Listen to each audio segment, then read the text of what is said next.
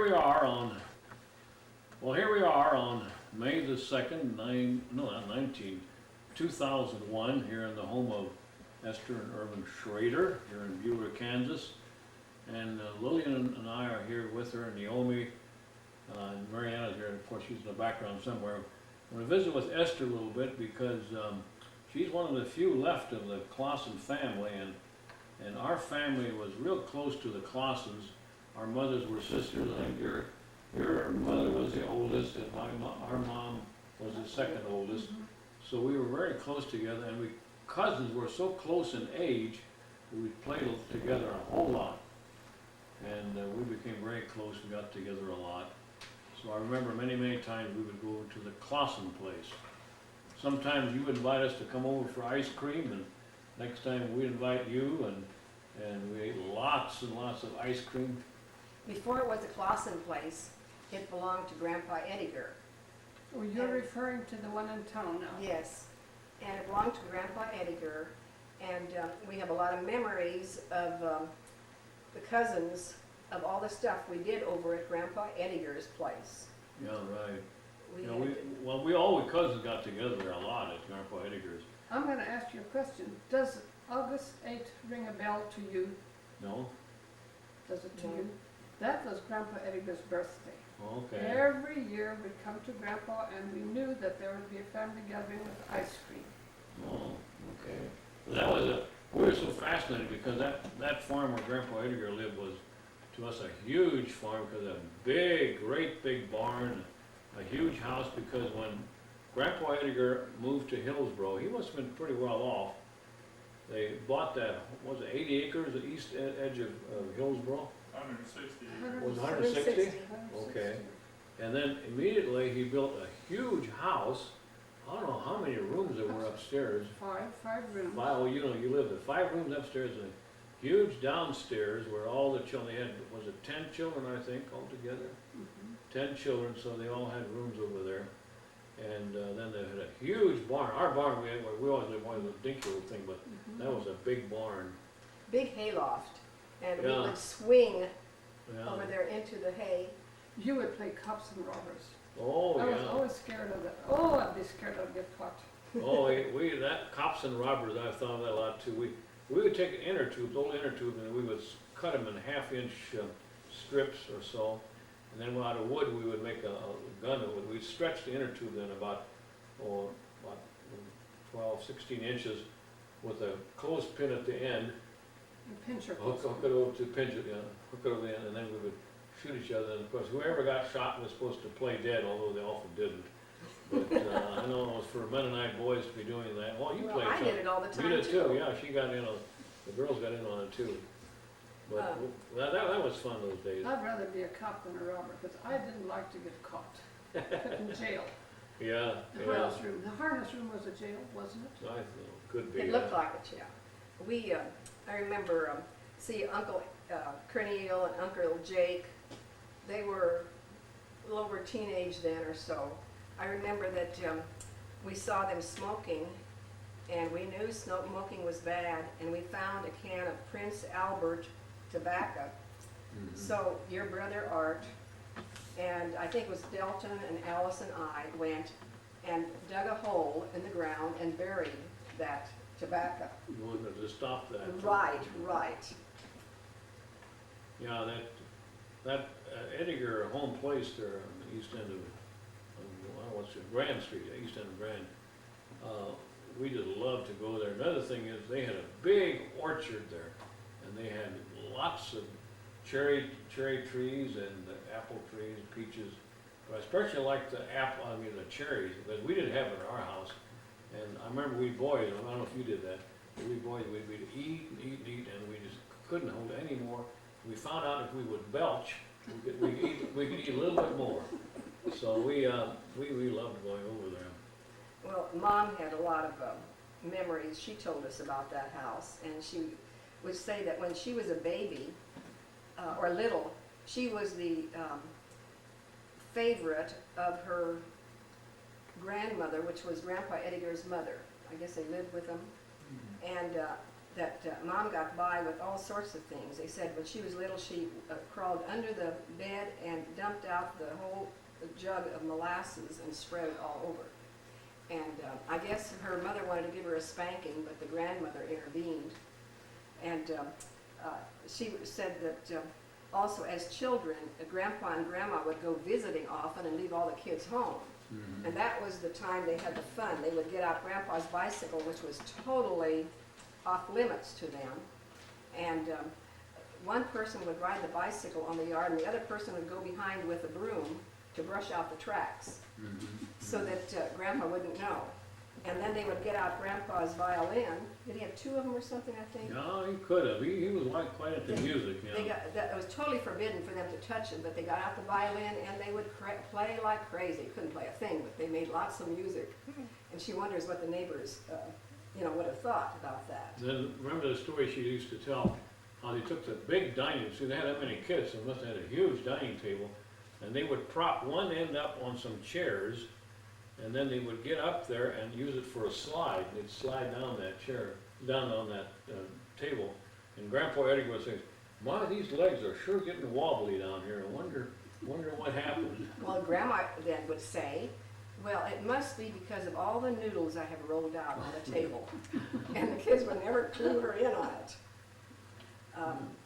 Grandma Edgar had diabetes real badly. And she realized, too, that she wasn't going to be living long. And I remember she had us grandkids come over. I don't know if you remember that or not.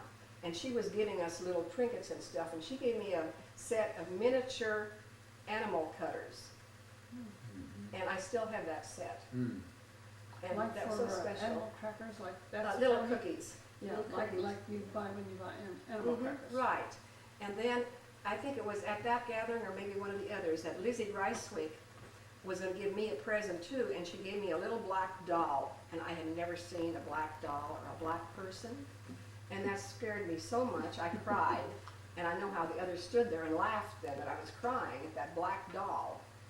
But, Mom was telling about, I remember too about, did they have auctions or something on the yard there? I remember something, a lot of people, it sounded like an auction going on, a lot of horses. Well, maybe when Grandpa Edgar sold out. I don't know what it was, Well, I was see, little. they had a farm that sold out, and then that's when your family moved in there. Yeah, right? but I don't remember And- Grandpa's auction. But they had an auction, and I know men were standing around drinking beer. I And- don't know. Right, and the horses were doing what horses do. And so someone offered me one of these cups of beer, and that turned me off so terribly, because to me it smelled the same thing the way the horses were voiding themselves. It looks the same. Yeah, right. But to me that was such a strong memory because of the smell and just the thought of the two things. I remember that the youngest Grandpa Edgar's place, we'll get to your family first, but the youngest one were Jake and Henry, and they came quite a bit later after the other children were born and raised, and so they became very rebellious. I mean, they did. Grandpa couldn't handle it. He just gave up on Well, them. but Grandpa was so stern. He was a hard-nosed man. He sure was. He was very strict. Patriarchy. And so then later on, he just kind of gave up, I guess. But I remember how they were kind of tough. They'd go around without their shirts on. Remember that? It looked terrible. Just overalls and shirts on. I don't know if they wore shorts or not. I hope they did. But anyway, they'd go walk around all the time on a tractor. But I still, especially remember when they used to milking time. They always had a lot of cows they milked. And Jake and Henry hated the farm, and they hated those cows. And remember, each cow would have a name, a nickname, and usually it was a derogatory name. And I don't remember any except the one in the Low German called Schulkriet. That's like a crab. And- Schultz is a turtle. Oh, turtle, oh, Yeah. I got it wrong, turtle, but they hated the farm, and of course, as soon as possible, they left home, and of course, Henry went to Tabor, my Uncle Henry went to Tabor, and went there 2 years, but then the Depression broke out, and he couldn't get a job around Hillsboro, so I remember how strange it was. He jumped on a freight train, and he was going to end up, want to go to Denver or someplace, but the train went a different direction, he ended up in Chicago. Don't you remember that? He didn't know what to do in Chicago, got a job in a parking lot, and he was so smart, before long he became. Yes, he was really He intelligent. was intelligent, so he took the exam for police officer, so he went all the way up to, well, he was chief of police for a while in the northern suburb of Chicago there for a while. But he was telling it to me about his being a hobo on the train. He says that they would always jump off before they'd come to a town, because they would have the police that would be watching for the hobos. And chase him off, yeah. Right. So he says that they would pool whatever food they'd have, and they'd get underneath the railroad bridge, and they would make their bonfire and eat. And he asked some of the men there, the hobos, he said, well, how come we have only chicken legs always, nothing else? Mhm. And they said that's all we can reach from under the from through the fences. Oh, just to pull up the legs? Right. Oh, no. And he says in Chicago, he jumped off the train, as they were coming in, and he missed the dock or whatever it was, and he fell between those two, and he was injured, and landed up, I guess, in the hospital. And that's why he stayed in Chicago, because he had fallen there and was injured, and he got his job that way. Then he rode home to Emma, to Hillsboro, to come, and she came and they got married. Oh, yeah, they met at Tabor, yeah. Well, back to Henry. He was so intelligent. I'll never forget. He had storybooks. He would read one book through in a night. I just couldn't believe it. And how interesting it was to snoop into her uncle's room. That east room, that was the largest room. They had so many things in there. Books. Yeah. But going back to Grandpa Edgar, I know he was a harsh man, but he was a very spiritual man also. He loved the Lord, and he was there every time church was there, and he led that, what was that called, Seenspanner Corps, or Zilber Corps. Zilber, The Silver Choir, men's chorus. Meaning silver hair. Yeah, silver hair. So they would sing ever so often in church Sunday evening. And I remember when they used to, when they used to walk up on the stage, they'd walk real fast, just like a bunch of, well, then they had a little Klena Zutamon, small Suderman, played the organ, and then he came the last, I think, and it was just like a little bandy rooster, just walked up there real fast. So, And it was a pedal organ. pedal organ, and he pumped away, and they sang beautiful harmony. But then also I remember when he died, I always felt that I was one of his favorites. I don't know if I was, but maybe everybody felt that way. But he talked to me quite a while about my life and what I'm going to really live for the Lord. And What language? Low German. Yeah, everything was a Low You German. didn't speak English to Grandpa Edgar. No, always in Didn't Low show German. disrespect. Yeah, He right. didn't really understand it all that well. Well, but see, at Christmas time, do you remember the Christmases where he'd be sitting there with his horn by the ear, Yeah. and before he could give us the sack, the toot, that they always prepared for us, we had to recite a poem or some scripture into that horn, and I'm sure it was in English, and then we had to kiss him on his prickly beard, which I always dreaded, and then we could finally have that sack. So I was afraid of him when I was little. No, he wasn't a pal. Grandpa Edgar was not a pal. He was very strict. He didn't like loud noises. Let's stop a little bit. I will just rewind a little bit to see how we do. John, or was it your dad's idea that he should follow in his father's, grandpa's footsteps to play the violin? So unbeknown to us, he brought that violin to that Christmas program. Had he practiced at home at all, do you know? Well, he took violin lessons but didn't get anywhere. Oh, that's it. But he was playing there in our program we had there before we get those Christmas sacks. He was playing there, and it sounded just terrible. Oh, it sounded awful. And your father, he was a joker. I mean, I got a kick out of him so many times. But it would sound so terrible, and we would boys be laughing, trying to hold our laughter back. We couldn't hold back at all. But then your dad was over there trying to tune it with those little. While he's playing. You know, while he was playing, trying to tune it, it got worse and worse. So I don't know if you ever finished the song or not. Do you know what song it was? I couldn't recognize it, I don't think. No, but we had really fun. He was living there, and she had been Mom had different suitors and Dad had different girlfriends that he had. And, but anyway, Mom, she was friends with, who was it? John was friends with, I guess, was it John Gaede? And anyway, he brought Dad along, and Mom had just come from being outside, and she was all flushed red in the face. And Dad comes in the house, and he sees Mom with her beautiful red hair, long red hair that, well, I guess it was in a bun or something. And he thought she was just so beautiful that he says he fell in love with her immediately. And so the father, though, told them that you do not marry any of the Abenfeld boys because they are wild. Oh, yeah, they had that reputation. Dad was an Abenfeld boy.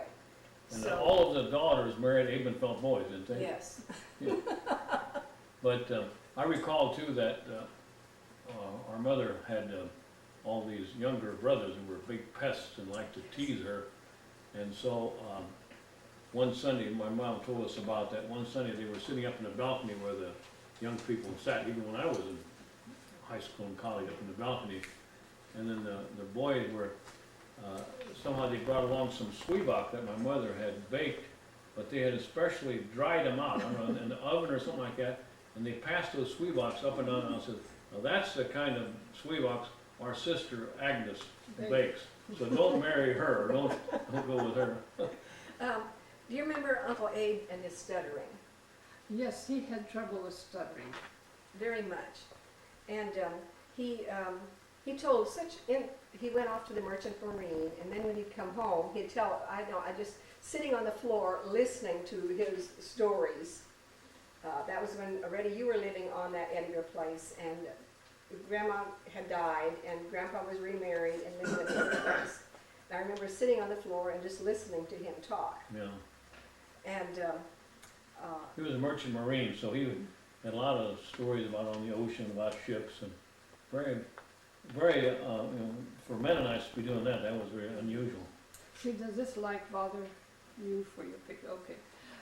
Well, one thing about, you were saying Uncle Abe stuttered, and he felt sorry for Albert, because Albert stuttered Your brother, yeah. and stammered, and he gave him money so he could go to a school in Chicago to correct that stammering. No, that was in, Uncle Abe gave him the money. no, that was another school where they make beer. Was it Milwaukee?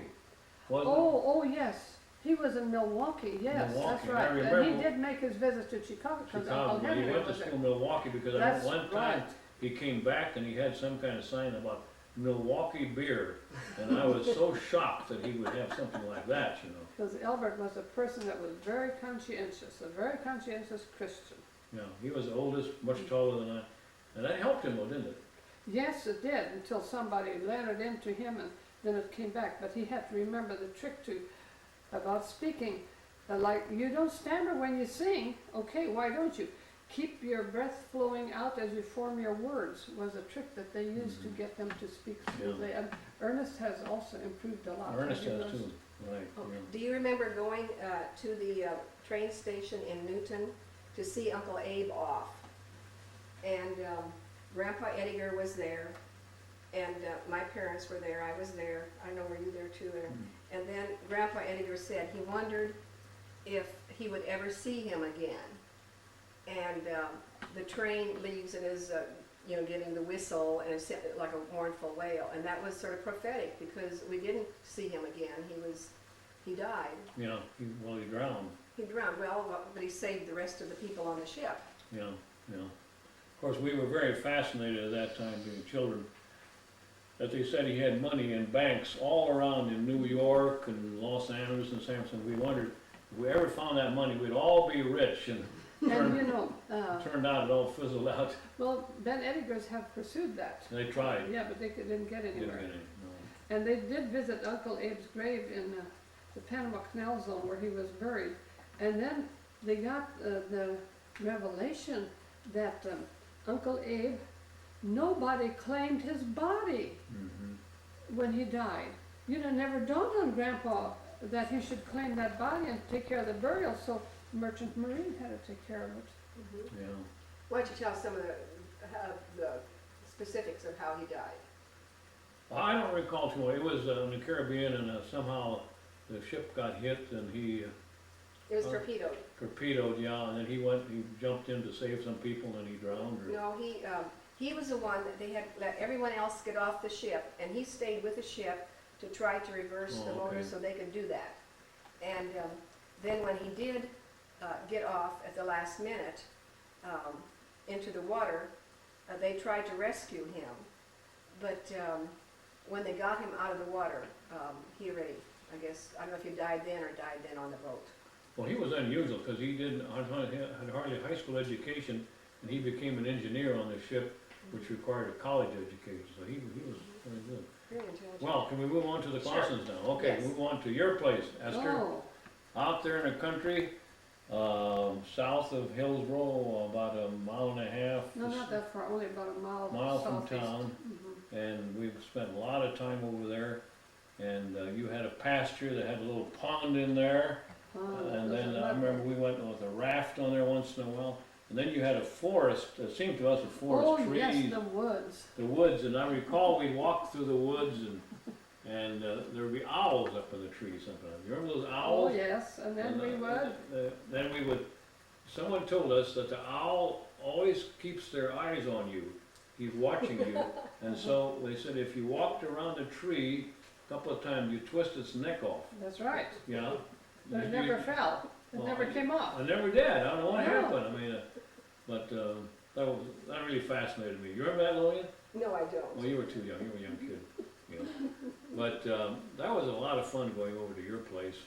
It was, you know, we cousins were so many of us there. Yes, do you know, you were a lot more boys than girls. You There know. was just Lydia and I, and then there was Alice, quite a number of, well, let's see, she would be at least maybe 3 years younger than I, that was quite, and then you were 5 years younger. And I was so jealous of you boys that you had so many people to play with and we didn't have anybody. And I remember too, one time we had been at your place upstairs, that's where you had your bedrooms and you had your toys, and we looked at those toys and the many nice things that you had.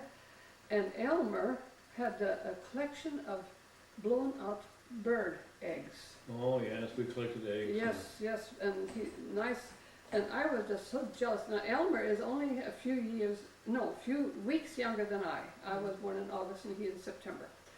I was so jealous, I thought, I'm gonna get even with him. And I crushed those eggs. Oh And no. I'm confessing right now, I did something wrong. Oh, that's I good. You don't- did. Did you finally confess? No, yeah, I did now, yeah. Yes, but when I think back, wasn't that a dumb thing for me to do?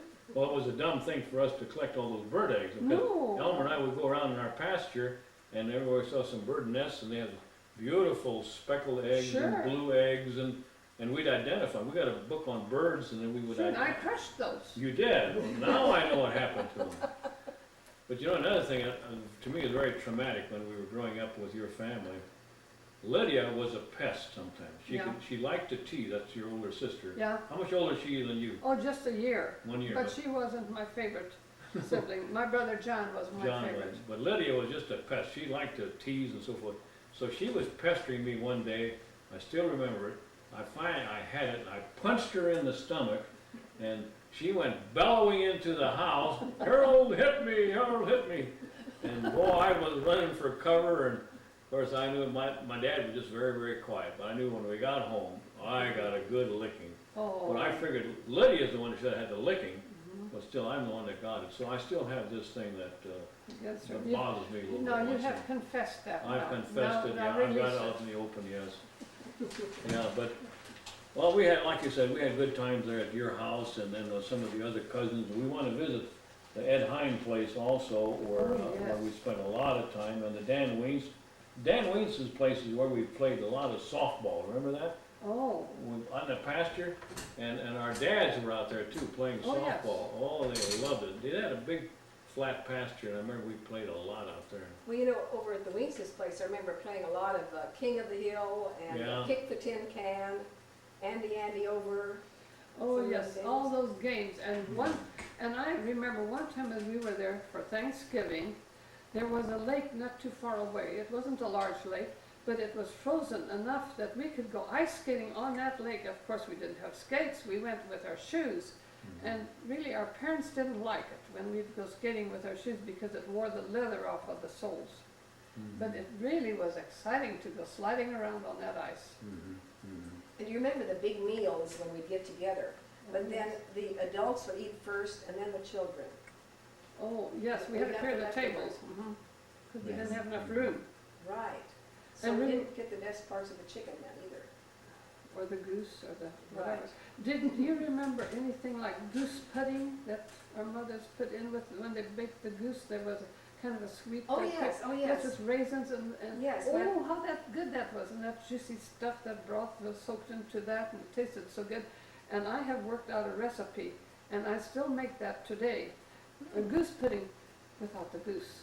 And my Right. kids make fun of it. Oh, are we having goose pudding with, where's the goose? Oh, yes, because that was the standard. Mom made it all the time. Goose pudding? Well, we didn't call it goose pudding, but it was the stuffing that she put Oh, yeah. in the duck or whatever it was Yes, we were and having for inside. the meal.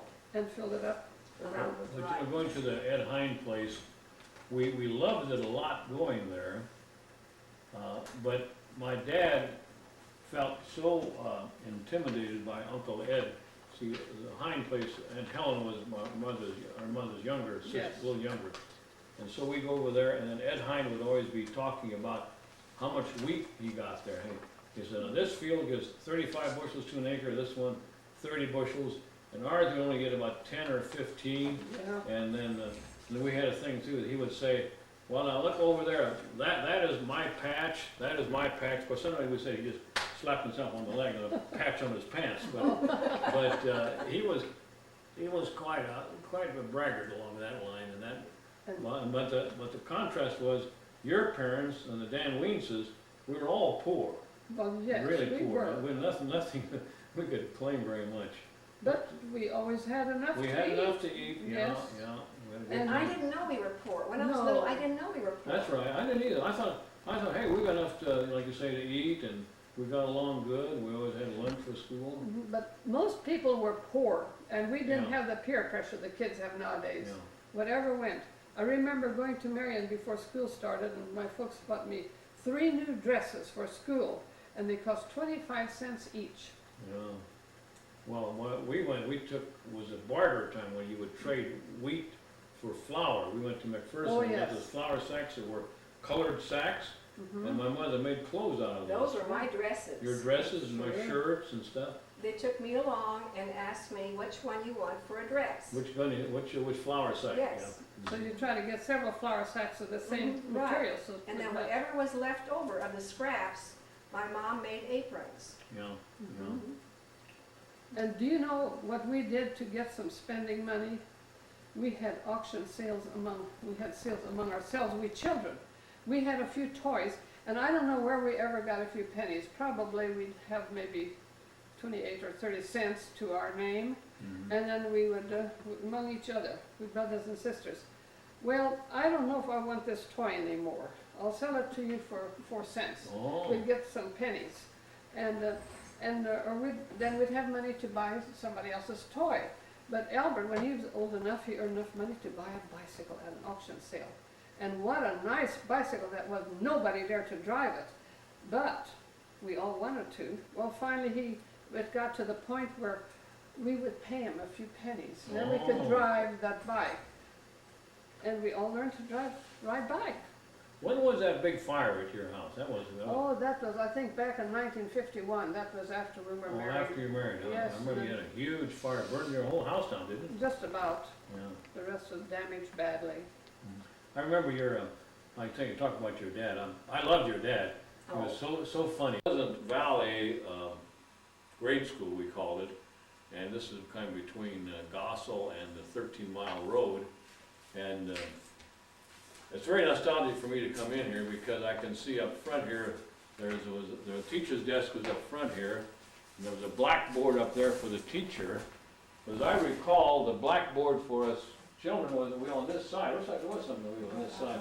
The blackboards were here, and I was standing about over here somewhere, and we first graders were supposed to write some numbers on the board, or something on the board, and I don't know what it was, but it was my first day at school, and there were about 8 of us first graders over here, or 6 or 8, and I was about right in here somewhere, and I was writing away, and I had no instructions what would take place in school, and so, and was getting, I don't know, we'd been here about 2 hours or so in school, and so I had to go to the bathroom real badly. I said, oh, I just gotta go, but I had no idea how long I'd have to wait. I didn't know what the rules were here, and so I just thought, I don't know if I can handle it any longer at all. This is awful, and didn't know what to do. I was too timid to ask the teacher, and so the Schmidt girl who lived about a mile or so that way on the right side,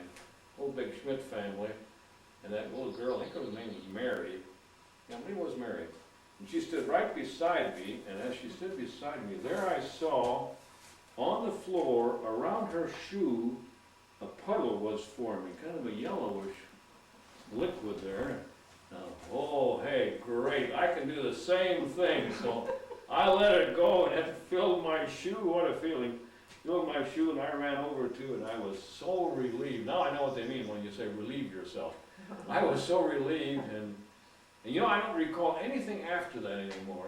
I must have felt so good. Whatever the teacher said, I felt all right. Well, maybe the teacher felt badly enough telling us dumb first graders what was expected. So that's one of my vivid memories of this school. The teacher's name was Clausen. I don't know his first name. Some kind of Clausen. He also spoke Low German like we did, and we were told no Low German speaking in school. This is an English school.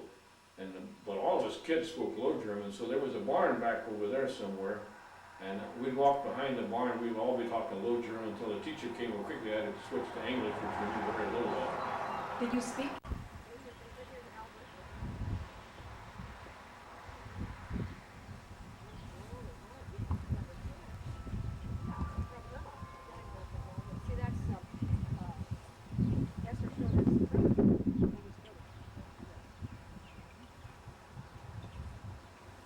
Right, this is Grandpa.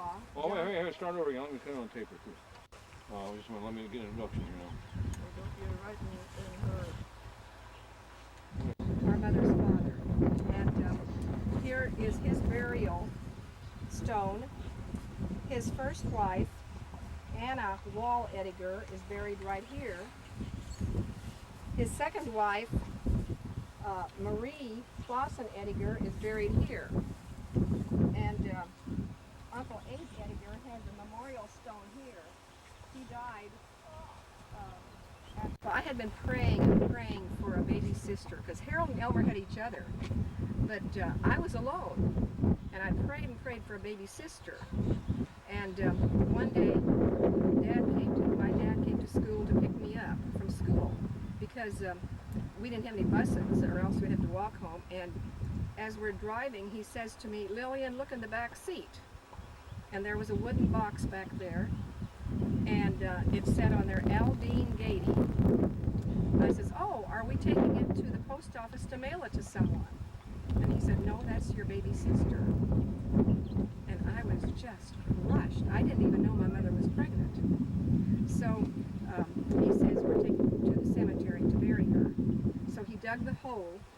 Someplace right over here, he dug the hole, and before he put the box in there, he opened it up so I could look at her, and she was just perfect. She was perfectly formed, just beautiful hair, her little hands, and everything. Mom had known we didn't know she was pregnant, but she was having some problems with the pregnancy, and she had to work very, very hard out in the field. And she went into labor. When she had the baby, they said that I think the incubator that they did have was in use, and so they just left this baby to die. She lived for half an hour, I think, and so then she died. You know how many months pregnant she was? I don't know if it was 6 or 7 months pregnant. You know, I was the same way. I didn't know anything about it. She was pregnant, and she was always a little bit in a roly-poly, and so I didn't know she was pregnant, and I was just shocked when I heard the news. And I was so crushed. Here was the baby I had prayed for all the time, for And so that evening, they were showing Hillsboro High School had a play on. And you and Elmer were going to the play. Dad insisted I had to go too. He figured he would take me out of my, you know, that I wouldn't think about it. But I sat there and cried the whole evening for the play. But, that was hard. Yeah, that would be hard. You know, I want to mention too about these gravestones here. This gravestone over here, we're now in the Hillsboro Cemetery, by the way. We didn't introduce it, but this is Hillsboro Cemetery. This one is of my grandmother, Anna Abenfeld.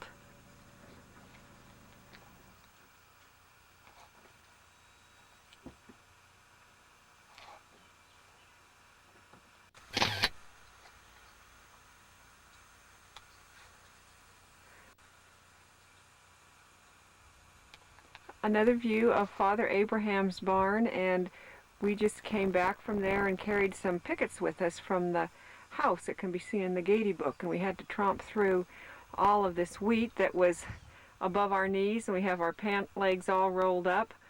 And now we're going to go over to Tabor and have lunch over there. Here, I'll hold up a couple of them and you can take a Oh, here, I'll show you the pickets here that we have. There we go. A little bit close. See if I know how to back up. Oh, there we go. These are some of the pickets that we have that we're bringing along with us. This is the house where my father lived for about 14 years or so. With all the moving around that they did, this was the place where they stayed the longest. And we had the opportunity of walking through this house and seeing the bedroom up there to the right where Harold and Elmer were, and the one toward the front that was Lillian's. And although there's been some additions made to the house, there's still the original door frames inside and ceilings and so on. And Harold has these stories written down or recorded on the audio. And this is little ways outside of Hillsboro.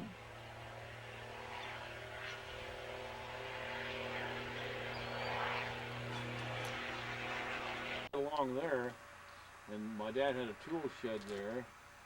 And then here to my right is where the horse barn was. And also we had upstairs is where we stored our grain, our oats. And I want to see if that still is up there.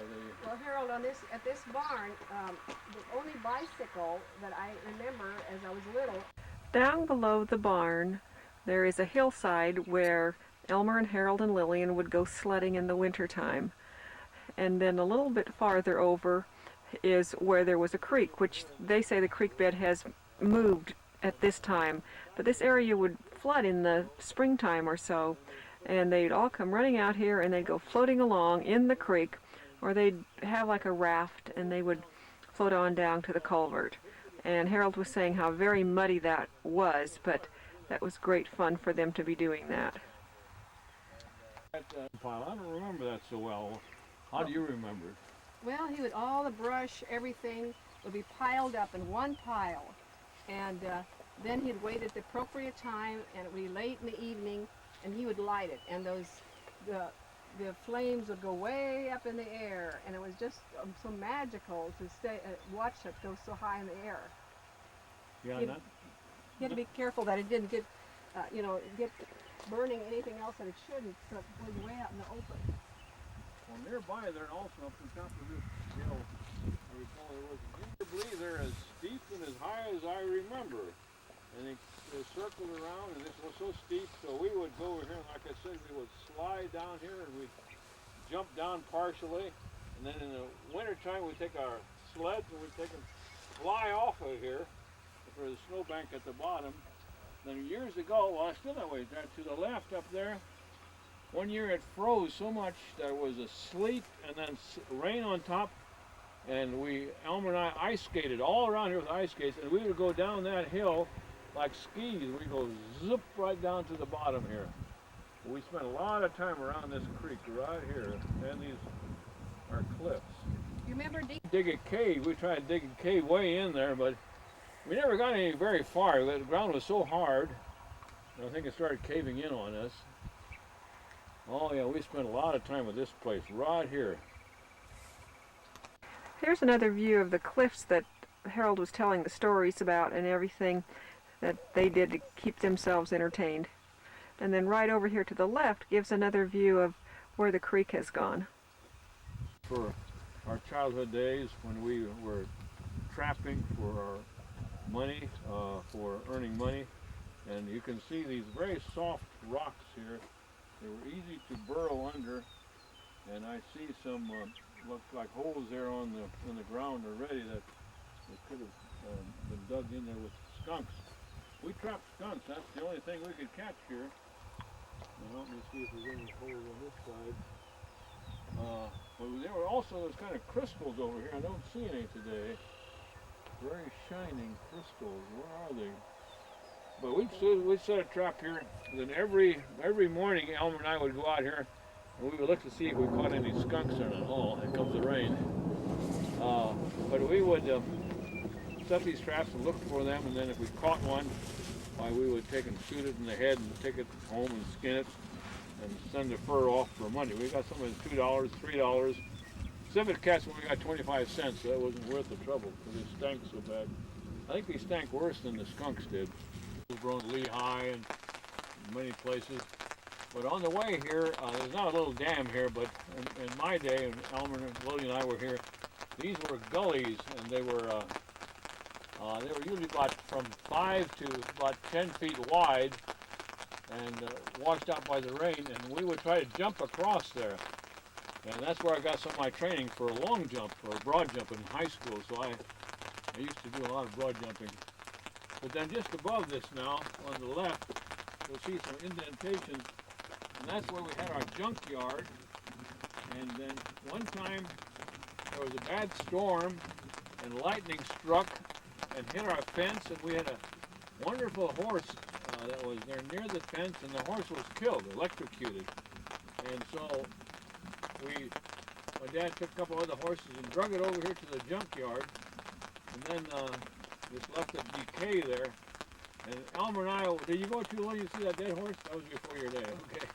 Elmer and I would go there about every week or so to see how far it had decayed, and the maggots would be eating it more and more, but we had to always approach it from, not the wind side, the other side, so that wind would just terribly stink. So that's where our horse was decaying, right up here on this hill. This gives you somewhat of a panorama of the cliffs back there, and now how close the house is to the highway. There's the house with all the trees around it, and the field. We're looking for the Oregon Trail, and we haven't found that yet. Also looking for another burn pile. Here we are on the historical journey, walking along in all of the fields, dodging the raindrops, and having a real memorable experience.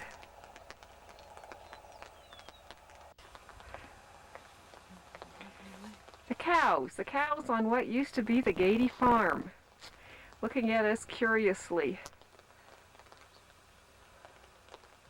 Should I take a picture, Harold? As we're here, I'm seeing some holes of animals, and I recall that Elmer and I would trap up here, and one time we were so surprised we had a trap that was sprung, and we pulled it out, the chain out. There it was, a great big owl, and flew up into our face, and we were so surprised. But then a couple of years later, we were over here, and there was a big hole dug by the animal, and we didn't know what it was. We didn't think it was a skunk. When we finally got to dug in there, and there was a badger. And badgers were rare here, and so we were glad to get that because that paid a little more than the skunks did. But this is always a beautiful sight for us when we went up here. Remember, Lillian, did you ever go up here, Lillian, when we had the 4th of July fireworks, and we could watch them over here in Hillsboro? We could see them. You can see the Hillsboro water tower very easily from here. Well, there's 2 water towers now, and the grain elevators, the silos. We can see all the way to Hillsboro, and of course, on a clear day, we can see the lights of Lehigh, and see all the farms all around.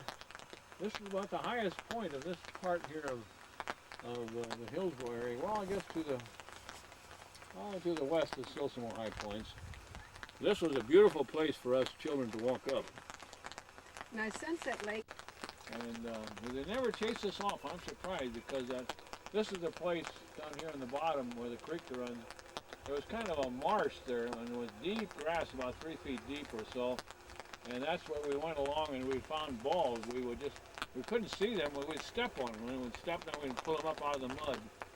But that's the place where we eventually, one year, we got 300 balls and took them to Wichita to sell them to a sporting goods store, and we got 10 cents a piece, $30. In those days, boy, $30 would buy you 10 pair of shoes or all kinds of things. And tell about how you would jump into the swimming pool. so this is the golf course that was right next to their land, as well as there was Sunset Lake where they would go swimming. We may go there tomorrow or If they could go swimming, and usually, well, we'd go as much as once a day. So they would have me ask, and that was the only way I was privileged to go with them, that they'd let me go with them, is if I would do the asking. But then as we'd be walking through the pasture and the golf course, I had to walk quite a distance behind them. Well, our dad's pet, that he would listen to her when he would listen to us. So she was helpful that way. We appreciate that. Swim across here then, Right. back and forth across here. And sometimes I try to swim the whole length of the lake. We call it a lake, it's really a dam. Whole length of the lake from here over as far as you can, around the corner there. That seemed like it was about 2 or 3 blocks. But we learned to swim distances in those days. We even had sort of like a diving board. There was a diving board here, sure. We'd dive off there. Now that's where remember how Elmer used to go walk on his hands to the end of the Yes. diving board, and he'd pose and everybody be cheering him, and then he'd go in. That was his special, because he could walk on his hands all over it. Remember one time he even walked up the Tabor steps. All those steps, those big steps at Tabor College, he walked up there on his hands. I remember when you boys had those stilts too. That you Oh, we had high stilts, yeah. But this was kind of a country club here, where the rich people in Fresno, the rich people from Hillsboro would come, and they would have their picnics here. And you had to belong to the club. You had to pay a certain money to come here and use it and to swim. And we always felt like we had to sneak in here, but I don't know, they never chased us away, did they? No, no. They tolerated us. So this was a wonderful place for us, for skating, ice hockey. Elmer and I got some shoe skates, and we with trapping skunks, we earned enough money to get some shoe skates. Before that, we had only clamp-on skates, and with those shoe skates, we played hockey against a whole about 10 other kids, and Elmer and I would be against the rest of them because we could get around so much better with shoe skates. And for the kids that would come here from town, they'd walk to our place, and we would lend them our clamp-on skates. We'd just clamp onto their shoes. But and it was so funny, we ordered them with our money we got from the skunk hides, and we looked at the catalog, and Elmer was fascinated. He got a pair of racing skates, and they were long. They extended, I don't know, about 4 or 5 inches beyond the shoe, and it would be for racing. And I thought I didn't want that, so I got just regular hockey skates. But we got along, both of us used them, and we had just a lot of fun with them. Went over a lot. And remember we had that floats that our Uncle John invented, those fish by night and see them bite as they turn on the light was his slogan. And they were made out of kind of like plastic, and they had a battery in them. And then when the fish would bite, it would pull on it, and the light would come on, and then all of a sudden the fish would swallow it and go off with it. We'd pull it out, and we did a lot of fishing here. Didn't get a lot, but we got some fish. But this course, along this slough here formed by this creek, and that is, of course, where I told you before, where we found the golf balls. But then the golf course extended up onto the hill where we were a little while ago on this side, just a little bit west of our pasture. So it was a pretty good golf course. Of course, the greens weren't green; they were just sand, like they were in Kansas for a long time. But we played a lot over there. Of course, unfortunately, all that playing in golf didn't help me a bit. I was always a poor player. From Alaska, he would always say, "Let's go play golf." And I think the last time, we played 27 holes at one time. I about died, but Elmer just loved it. If we fell overboard, and so we would say to each other, "Well, you throw me overboard, I don't expect to see if I can swim out." So So we would do that, push each other over and swim out there. But one time I got tangled with some barbed wire, and then of course they have cattle all around here. I got tangled with the barbed wire, and it cut my foot so bad it stuck. It was stuck in there, and they had to take me to the doctor and just a couple of stitches. But I cut the tendons in my foot, and since that time I've never been able to bend my toe. But we had a lot of fun here with that boat and swimming here. And with skating, you remember how we would, when we'd skate, and the ice would be so thin, Yeah, it would bend and it would crack, right. and that was scary. It was. Well, toward the springtime, that would get soft, and it would just bend where you were. And the good thing our parents never saw us here. If they would have known how risky that was, they wouldn't have let us come. But they never came over here that I recall, did they? I don't remember that they did. No. And there was slush then as it got became warmer. It would be slush Water. on the lake, and But still no. you'd skate across. The whole thing. And then we'd always test the ice before we go in. We'd step on it a little bit, and if it all of a sudden crack all the way across, then we better stay off of this. So what God protected our foolishness, I guess. We did a lot of daring things. We did, yeah. The Tabor Lounge and relaxing after a trip out to our old farm and Sunset Lake. And we were just talking about our parents moving to Oklahoma. I guess they wanted to better themselves. They heard that they could do well going to Oklahoma and around Collinsville. I've never been there, but I guess it was a farming community where Mennonites were moving to, so they moved there. We have some pictures of going to Collinsville and coming back. Of course, Elmer was born there. Of course, I was so young, I don't remember anything about it, but things were really tough over there. Isn't that where they said that Elmer fell off of a high chair and bumped his head on the floor, the hard floor? I don't know. They just said that the farming was so very poor there too. Yeah. The land was poor there, and they just weren't able to get the right foods or nourishment for Elmer. There just wasn't available. He didn't get the right nourishment, and he became very malnourished. It was a very, very difficult time for them. They weren't there very long, I don't think. Were they there a year, you think? Or? I don't know how long they were there. And then they drove back to the Hillsboro area, and they lived in the Harms place first, and then the Schmidt place. The Harms place is where I first have memory of anything. I was maybe about 3 years old, I don't know. And I recall a funny thing happened that we have a family picture taken, and they had a camera there, which was, I wasn't used to cameras, and my uncle George Dirksen, he was a big guy, great big guy, and so I ran and hid behind him because I was afraid they were going to take that picture, and they'd shove me into the camera.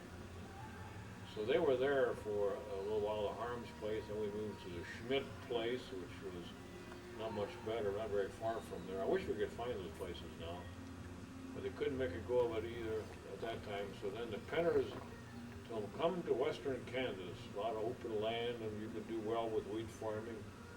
So they moved to western Kansas, north of Ingalls, not too far from the 8 Penners, I think about 2 or 3 miles south of them. Henry Penners had a place just a mile or two south of us. But things were very poor there. They lost everything. The dust storm came, the wheat crop didn't produce, and so finally then when they said, we've had it, we're moving back to the Hillsboro area. And that's what was so unusual to me. It was kind of traumatic to me that my dad with my uncle Abe Ediger, my mother's brother, they hitched up the horses with wagons, and they had 2 wagons and 2 sets of horses, I think 1 spare horse, and chased the cattle, and along with them along the road, of course they could eat grass on the side, but it took them, I don't know how long, a couple of weeks to go from Ingalls all the way to Hillsboro, which I think is close to 200 miles, I don't know. It's a long way. They walked all that way then. Yeah, but then Elmer and I went with my mother in the Model T4 that belonged to George Dirksen. He drove us back over this way. Well, those were tough days, and that's where we went to that farm where you were born in, the Freeman place. Right. And you know, you were born, were they living in the sod house when you were born? Yeah, they lived in the sod house, and I'd like to find out more about that. We're going to this adobe house maybe tomorrow sometime. Somebody said that that adobe house here in Hillsboro is a replica of that house. I don't know if that's true or not, but the sod house that belonged to I don't know, was it the Dirksens, or was it our dad's stepmother, or somehow the relationship had belonged to some of them. And I was just talking to Mary Ann Dirksen Heinrichs, San Jose, and she said both George Dirksens and our parents lived in that house. But it was an adobe house made out of sod with the barn connected to one end that you didn't have to go outside to milk the cows. So they lived there for a period of time. And the snakes would come through the walls. Yeah, I didn't know about that. I was a baby, so. I know Mom would say that here was a snake that was curled right by your crib, I guess on the spokes of the crib, and that scared her so much. But I recall that my mother told me too that when I was about to be born, it would also rained a lot. It was very muddy, and they had a very tough time getting here to the Salem Hospital where I was born. Those days, those country roads were so muddy and such clay soil, they would stick onto the tire, and they'd get so full that they would hit the fender, and then you couldn't go anywhere. You were just stuck. You had to pull all that mud off of there. But it was hard getting around those days.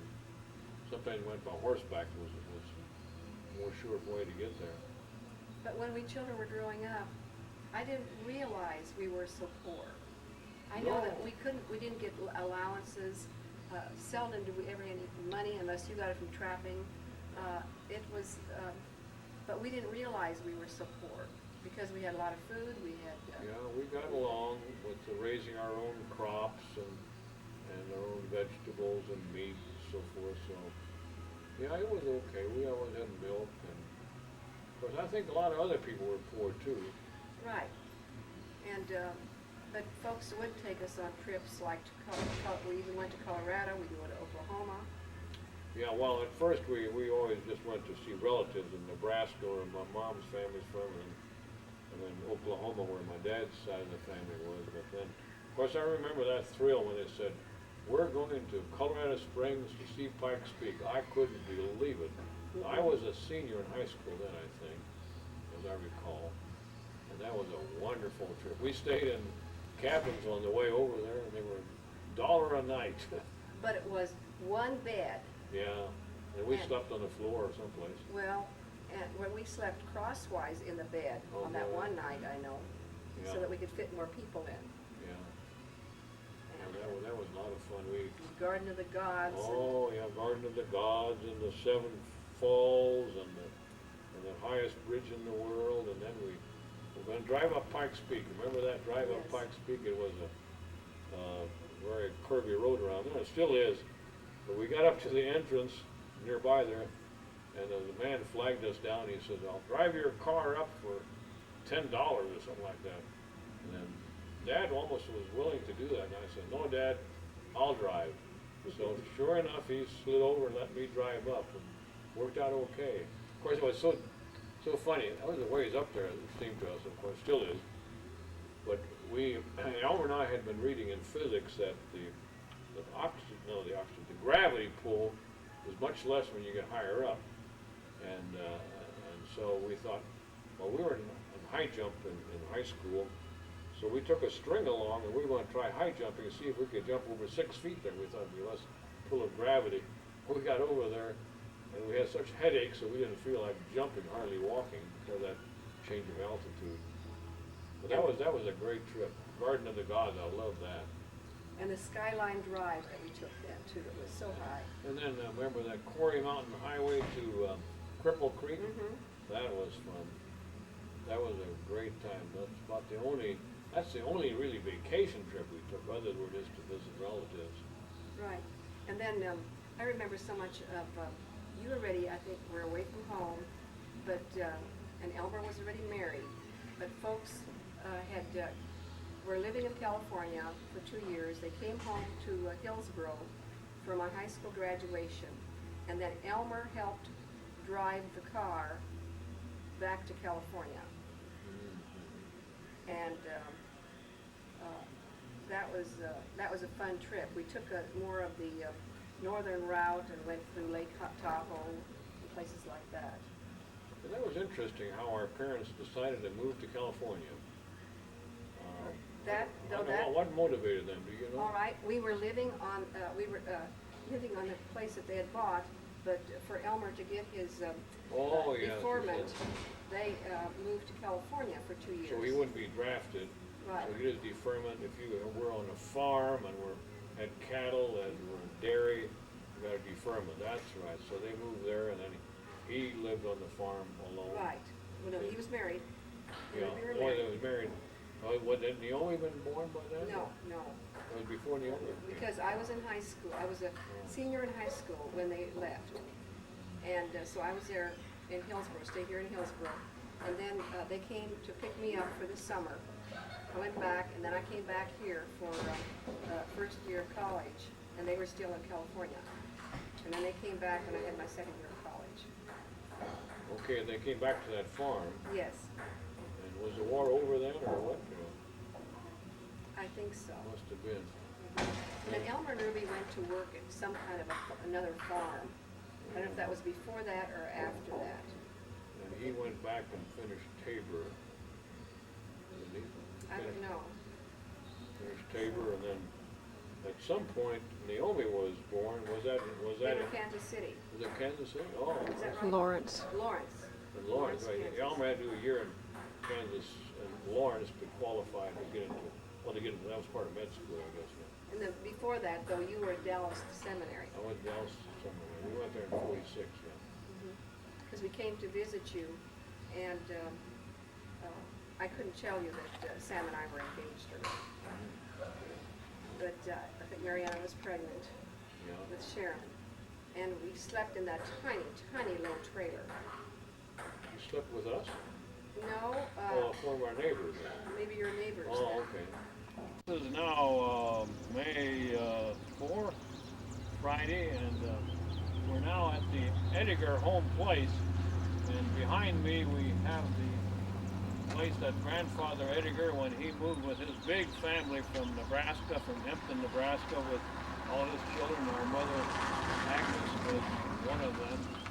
And he must have done pretty well there in Nebraska, because he moved here and bought this acreage. I think it's either 80 or 160 prime land right next to Hillsboro at that time. That was on the edge of town when they came here. And he wanted his children to go to Tabor College, so they built a house here. And you see the huge house that they built. Now, even in today's standards, it would take a lot to build a house that large.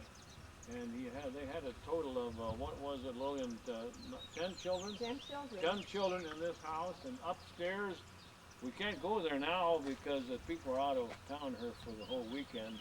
But it had a whole bunch of bedrooms, I guess, what was it, 5 or so, and then there were a couple of them at the bottom too, weren't there? Yes, there Lillian? were. A couple of them in the bottom there.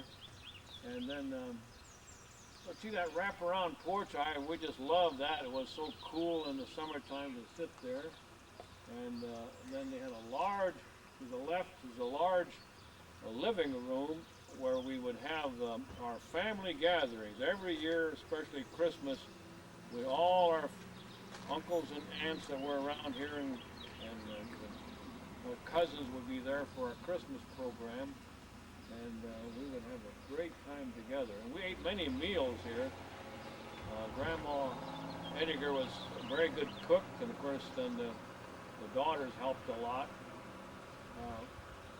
This house you can see on the east end, on top of that porch, there's looks like kind of like what do you call it, a patio where you can walk out. And Henry and Jake were the youngest of the children, the boys, and they were very rebellious. Grandpa just gave up on handling them. And they would sneak out at nighttime, and there would be a tree right in the corner there. They would go out, maybe it was just a window then, I don't know. But they went out the window or the door, and they'd crawl down the tree and go run around town and drink beer and that kind of stuff, which Grandpa, of course, disapproved of. And then they crawl back up again.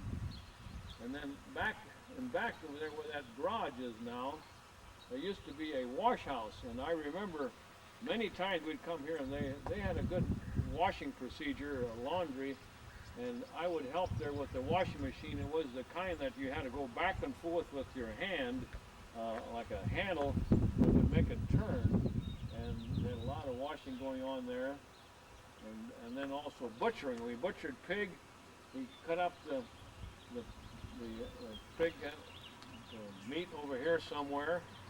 And then further to the east there and back was a large orchard.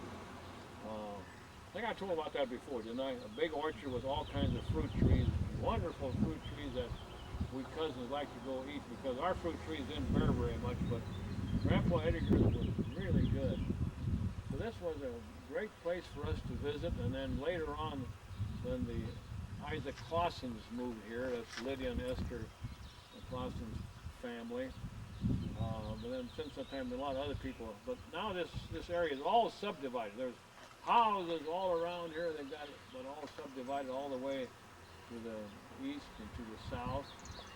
But their land used to be out that direction over there, with the railroad went along the north end of the property, and we were so fascinated by that railroad and the trains that went by. We would quite often walk over there and we'd crawl under the bridge and let the train run over us, and that was just really a great experience. This house was built in the early 1900s, wasn't it? Yep. It must have It been. must be early 1900s or somewhere. Well, wait, our mother was born in 96, wasn't it? 1896. 1896. She must have moved here when she was quite small. I think she started school in Nebraska, didn't she? I think so, in Yeah. Nebraska, but then So they she moved. must have been just a little girl at that time. And my grandmother Edgar died when I was about 5 years old. Yeah, 5, 6 Grandma years old. Edgar died when I was just a kid, young also, and I remember visiting her here, and she had a real bad case of diabetes, and she became very bloated, just looked very unnatural, so we felt so sorry for her. We missed her. She was a very, very loving person. Grandfather Edgar was more stern, very conservative, trying to keep his whole family together. But he became more mild as the years went by, I guess, like all of us older people do. So like I said, this was a great place. There used to be, behind there was a vegetable garden, and I don't know if you can see back there. Yeah. The vegetable garden is back there. This is another angle of the house showing the peaks and the corners and so on.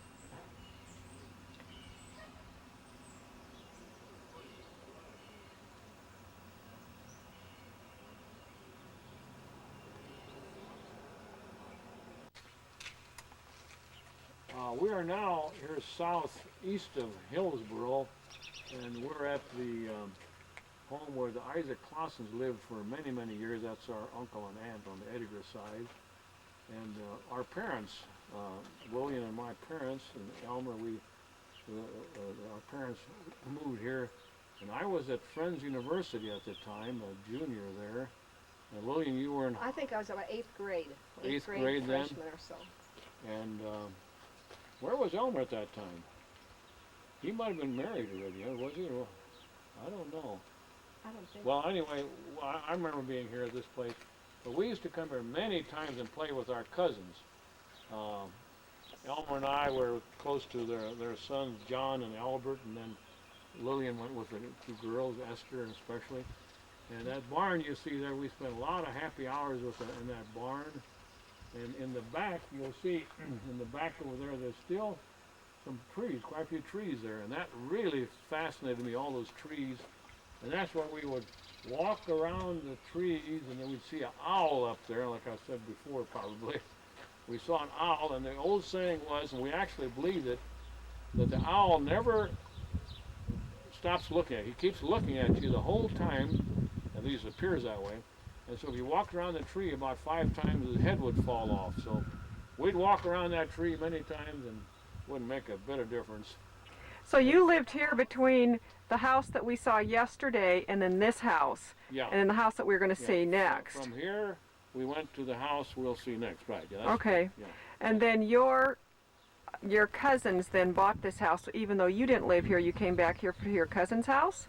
No, that was cousin was way before that time.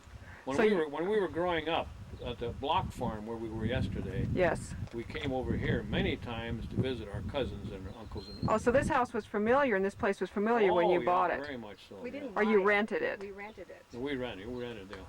Okay. And then they bought this other place where we'll see later today maybe. We purchased that from the Dan Weenses, didn't we? No, they purchased it. Well, they from us. purchased from our parents. Yeah, that's see. Dan Weenses are my uncle and aunt from my mother's side.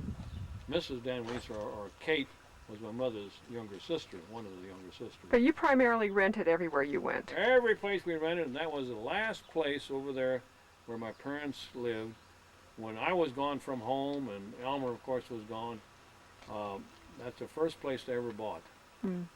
So we always were And renting. from there, they had sail and moved to California. Now they moved, yeah, that's right. They later had sold everything and moved to California to Reedley. And this is the house. Here, Yeah, I she was just terribly nervous. couldn't wait to see Oh, me yeah. and her parents and my parents. Yes. And But it was pretty primitive here, huh? No, we didn't have electricity here. no, no. Well, being a California girl, Oh, yeah. she Oh, yes. being a California girl, that was really unusual for you. We had a wind charger. Yeah, wind charger, yeah. Did you have indoor plumbing, toilet? Oh, I no. doubt it. No, no. Outdoor toilet.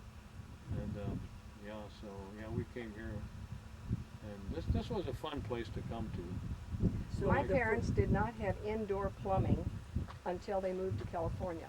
That's right. Yeah, always outdoor toilets in those days, all the time. We never knew what a flush toilet even was. But one time it snowed so hard over Christmas time, Christmas vacation, and Mariana was stuck at the Tabor dorms with her sister Helen, and so I wanted to see Mariana very much at that time. So I braved the elements. There was snow about 2 or 3 feet deep. So I got one of our old work horses out of the barn over there and rode to town and visited Mariana there at the dormitory. So you were here you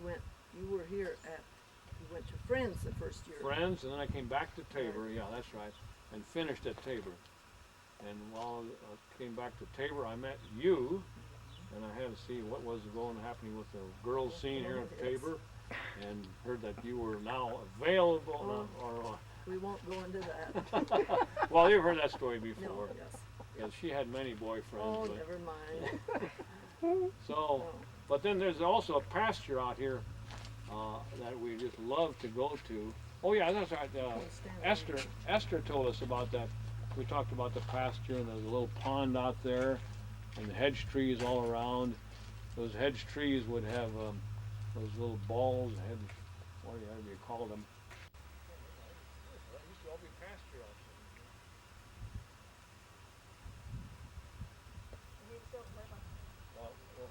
While we're talking here about Isaac Clausen farm, as we said before when we talked about Esther, then it settles down, and then you have it for cattle feeding. The cattle just love it. Of course, if they get too much of that liquid, they actually get drunk because it is like a liquor.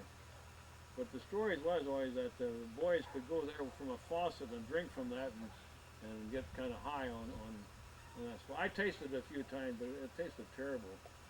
But a silo like that is still standing now. That's over 50-some years ago, more than that.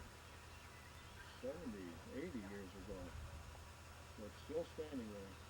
But the old pasture where we used to run around in is all planted with wheat now. It's a beautiful crop of wheat.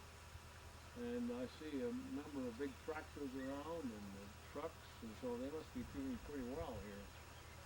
And we climb up there, I see the barn, and we climb up to the top of that barn a lot. And we'd slide down that roof there.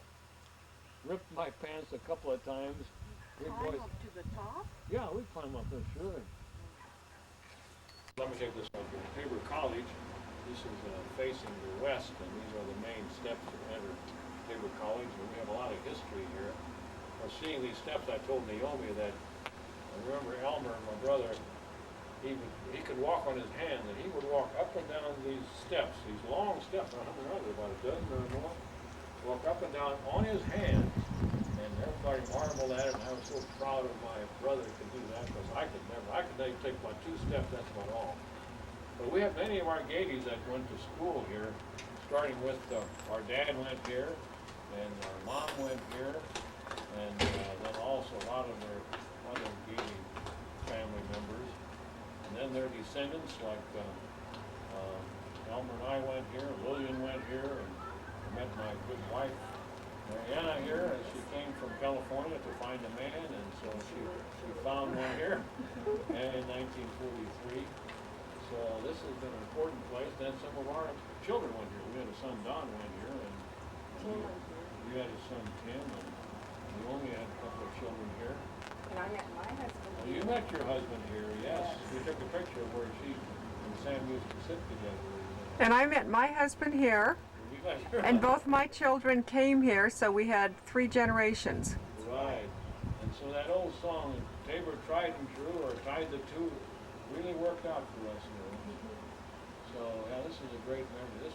This part here hasn't changed at all the same. The inside is completely different.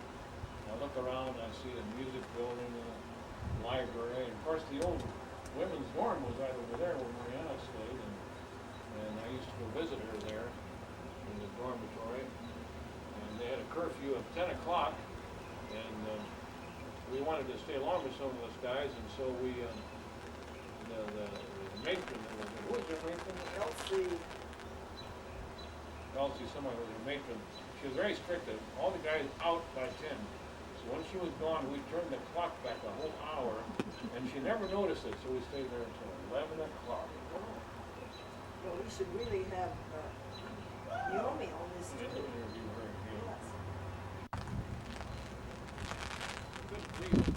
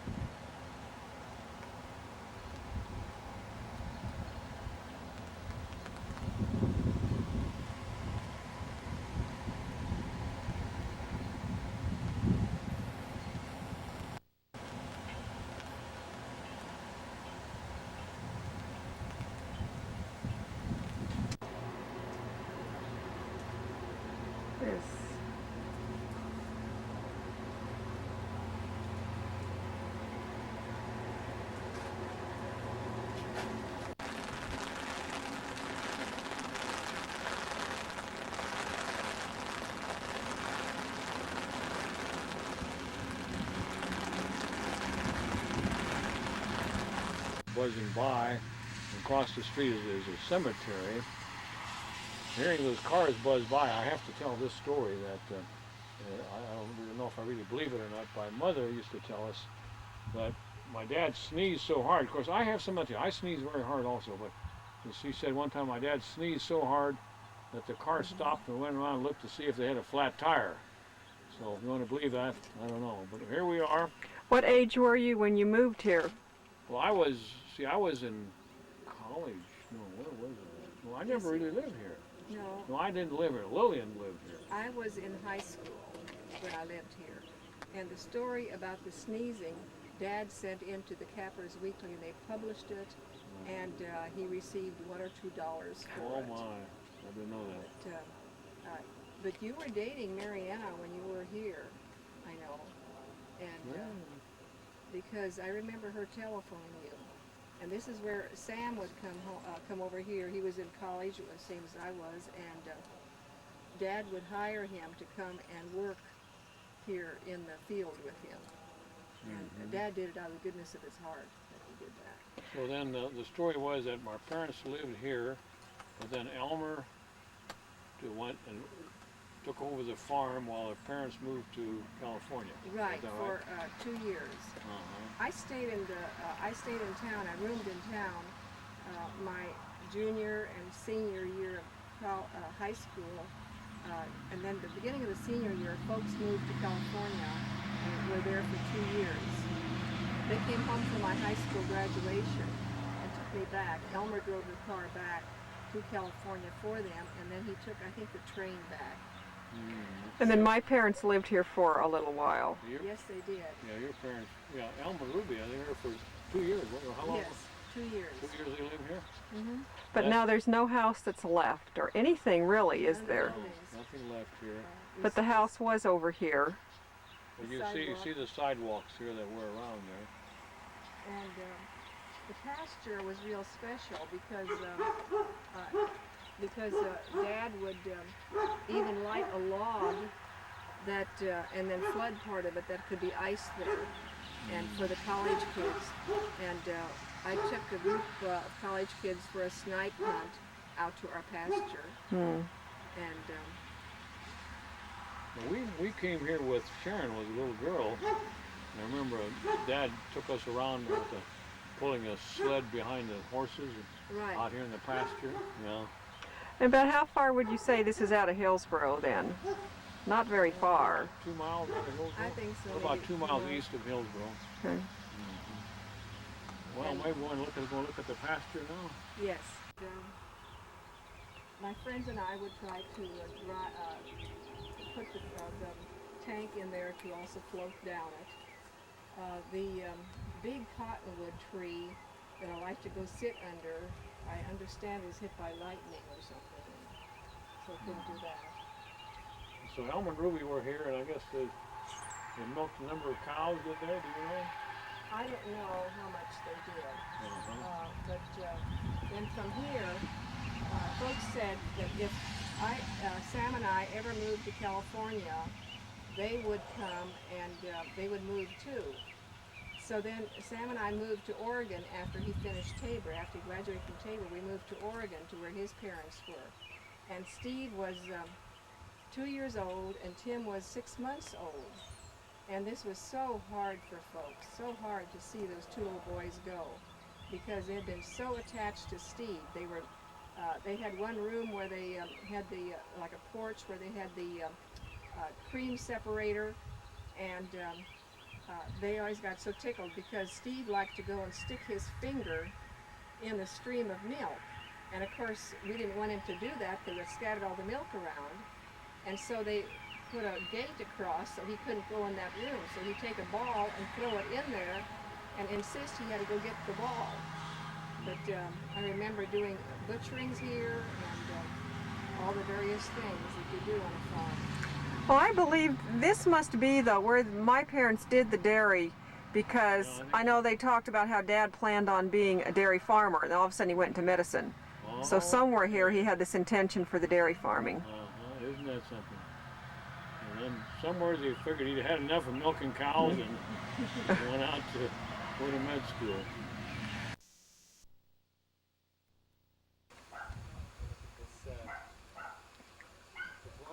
This is one of the old churches, and you see some of the typical construction. And then there's a house down here too, which is also again some of the construction that we saw in an earlier church with a peaked roof and so on. Farther down the road was a cemetery. But this is one of the settlements here in what was Prussia and now is Poland.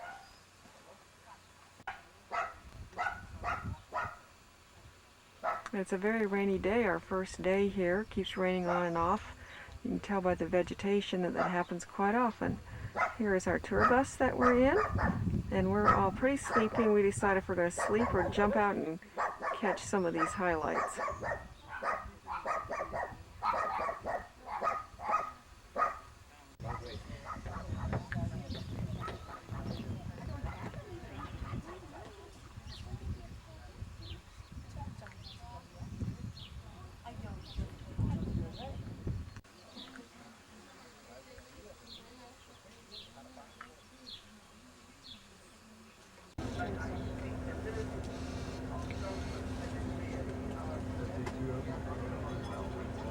quick or I will edit.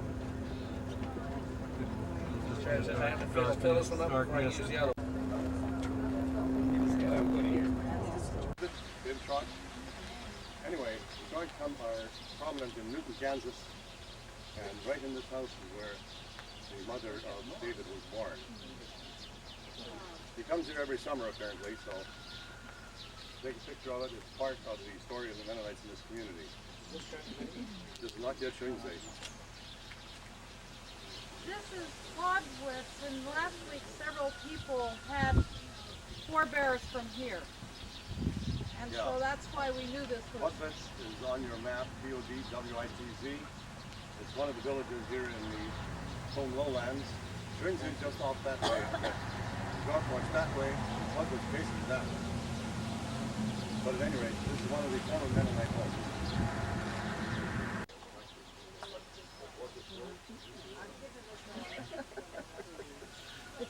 It's the in color. Oh yeah, actually it does.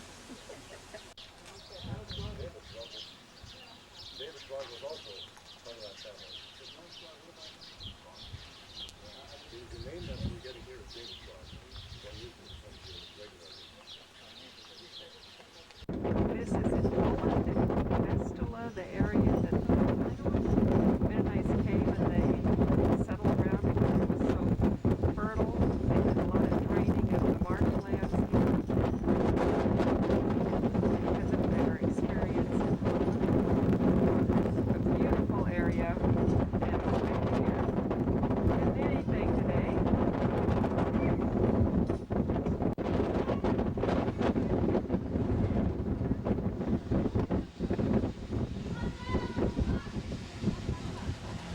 This is a Mennonite church that has now been taken over by the Catholics. However, it has been preserved by German Mennonites as well as U.S. Mennonites sending money to them.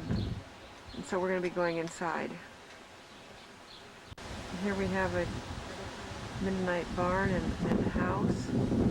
And all the large farms around here were owned by the Mennonites, although they didn't settle as strictly in Mennonite groups. They had a lot of different ethnic groups with them. The date is 1898 on this church.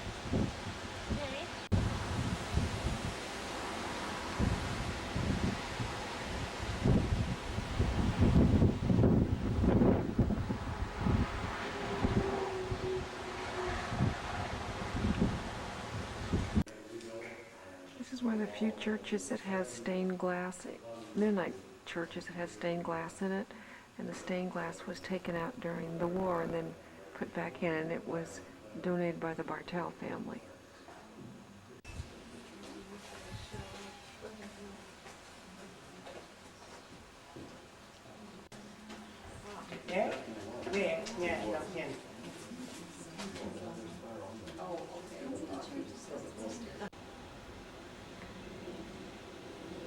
This house was built in the middle of the 18th century. It is scheduled for demolition, and it's one of the last houses in this settlement here that you can still visit of the Mennonite groups. And it's pretty typical of the steep roof like that, and so you get some idea.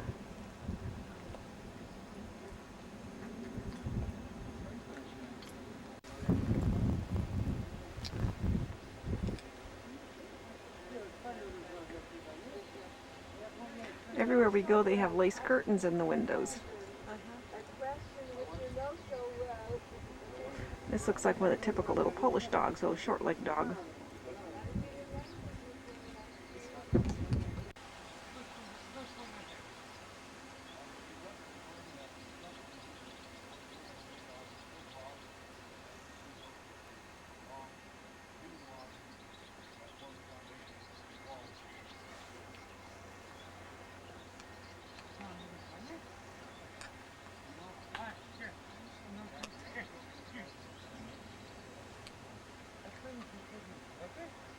This is a Mennonite house that was built in 1770.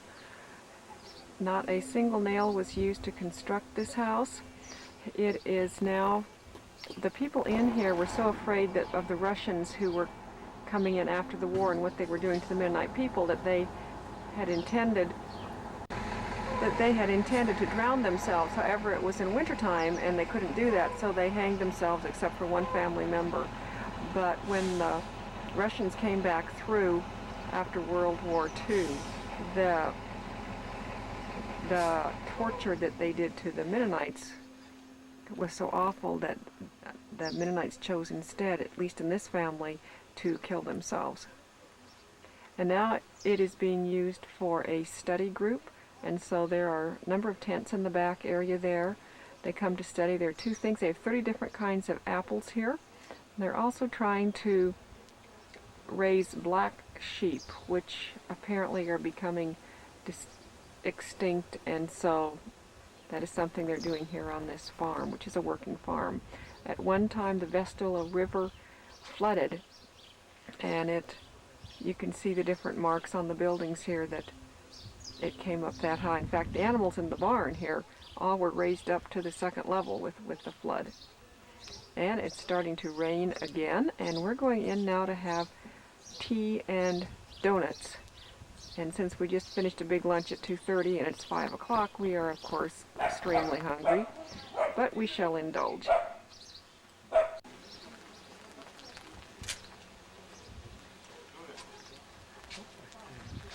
She's the most noisy.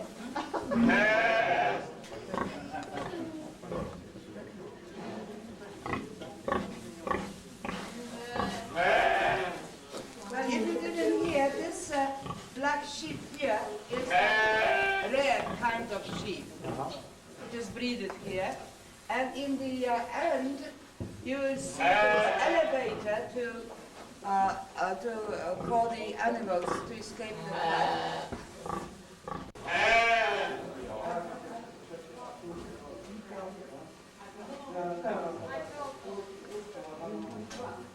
So now we'll be quarantined when we go back home, because we've been on a farm. Chicken?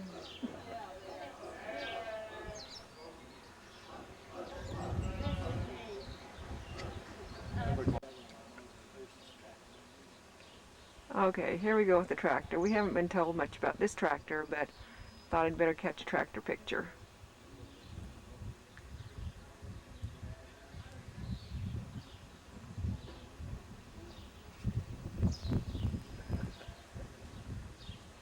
And here we're going to have donuts and tea and coffee outside.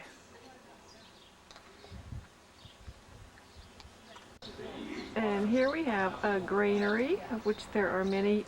Here we're in Thorn or Turin, and the Gaedes were here in this area. We're taking a walking tour through Old Town, and then we're going to go out to dinner.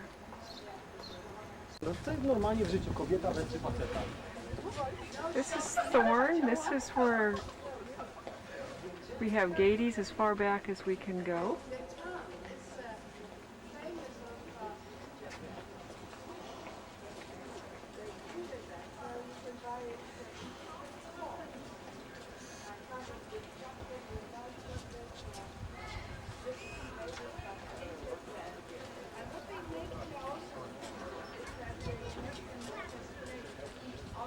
This is one of the gates to the Vistula River, and there are 12 of these around the city.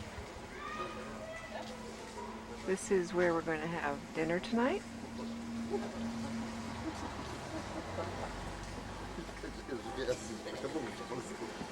And this is called Seaman's or Sailor Street.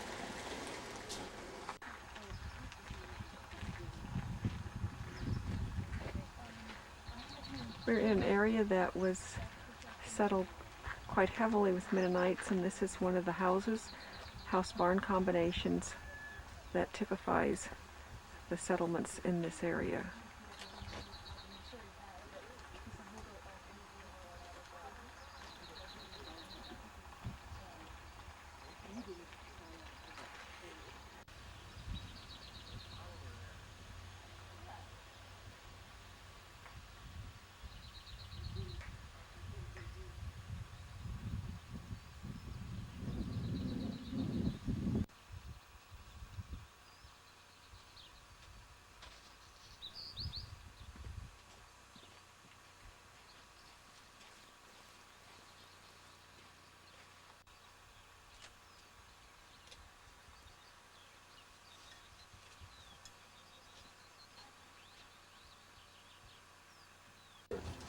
This is the largest medieval castle in Europe, and we found a Clausen grave in it.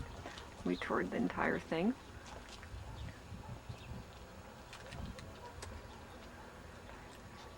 And we decided we didn't want to be nights sleeping on the floor or sleeping in our shoes and being awakened twice every night.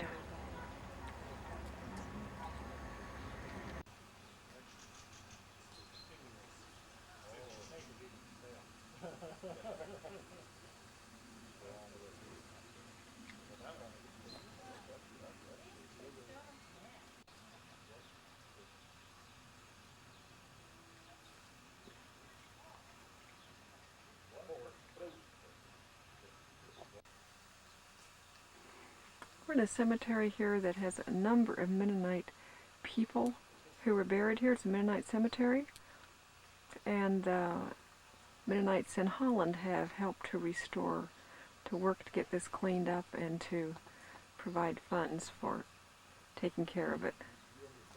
So we have some names here, at least there's penner names all over, not knowing if that's exactly our penners or not.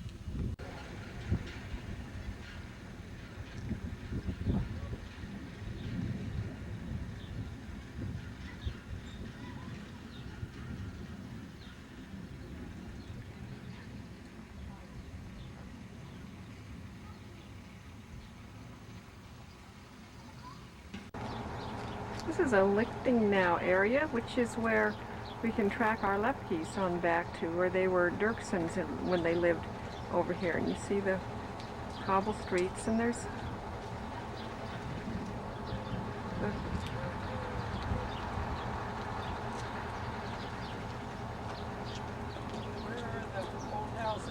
Well, there's one back there. and there's one of the old houses.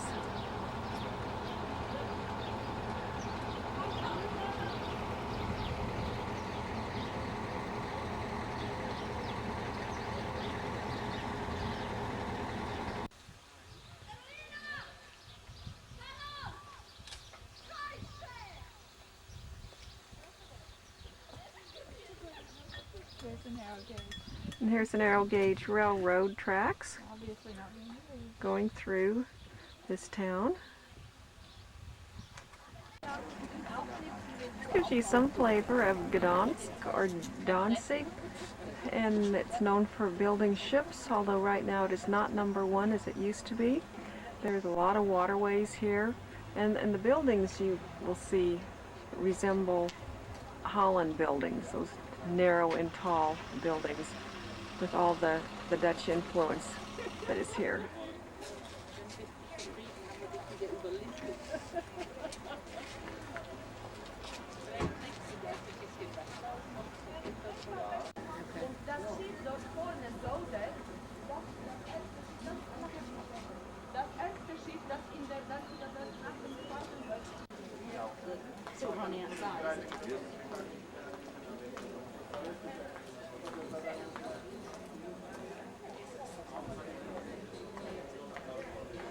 This is our guide, Alexandra, walking ahead.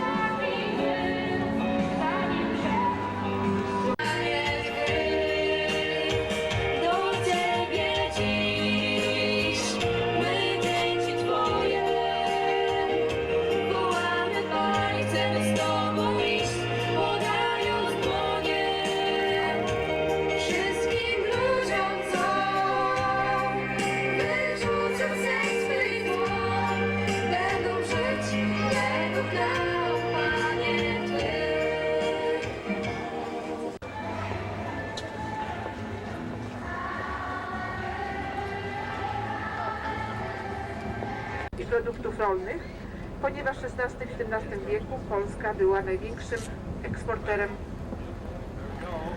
zboża w Europie. And now look to the left side. In a moment we are close to walking along the inner circumference of these walls. You remember from City Hall that from the other side, from looking from the water here.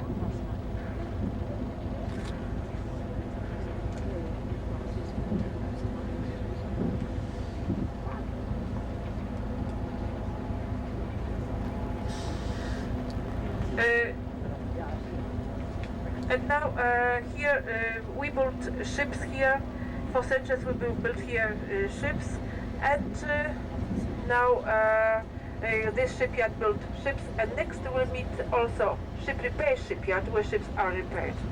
Statek, który pływa co 4 lata, musi przejść tak zwany remont, otrzymać tak zwaną klasę. Wówczas statki są sprawdzane, otrzymają dokumenty, które upoważniają je do pływania po morzach i oceanach świata. I właśnie bardzo wiele armatorów przysyła swoje statki właśnie do Polski, właśnie do Gdańskiej Stoczni Remontowej, która jest uważana za jedną z najlepszych stoczni remontowych na świecie. We're at Burwalda. We're still here in Poland. This was a site of a Mennonite church built in the 1700s, and it burned down in 1990. In the background you're going to see the canola fields, which is very important to the economy of Poland. They make canola oil. So we have the cemetery here, and you go tracking back on Gerbrands. They land up being born in the Burwalda area, so possibly this was a church that they attended. It's raining again. Yesterday we had a rain-free day. And this is on the edge of a collective farm right now, but they allow us to come on in. There's a fund being started for these cemeteries that's called the Roundup Fund because of the need to keep all the weeds down, which obviously flourish in this kind of weather. So it's something the Mennonites are contributing to. And this is a foundation of where the church was located, with the cemetery all around it.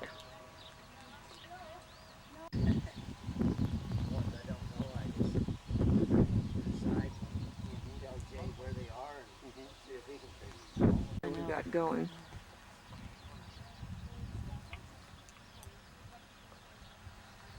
This is still in Burwalda. It's a Jansen. What were the names on this one? Fast and Jansen. Margarita Fast, born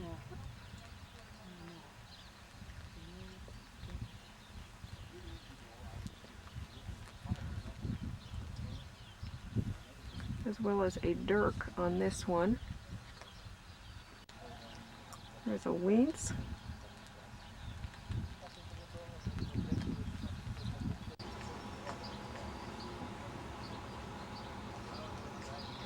Johann Corny's house. He was quite instrumental in the different things that he did in the, when we went to Ukraine. Also, this is Barwalda, not Burwalda.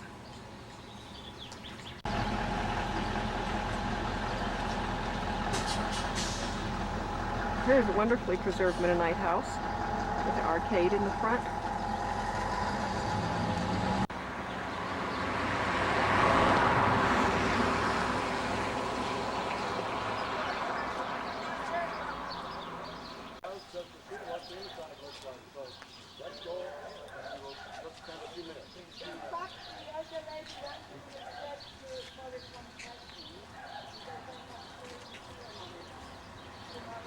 We're going to go into this house now. That's the way you make a double S. Yes, that's the old-fashioned German double S way.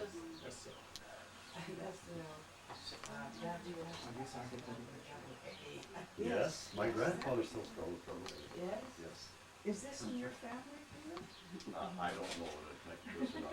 I'm gonna take this one for sure. Those are the pianists, isn't it? Yes. Okay. Yes. Ah, it must be too dark.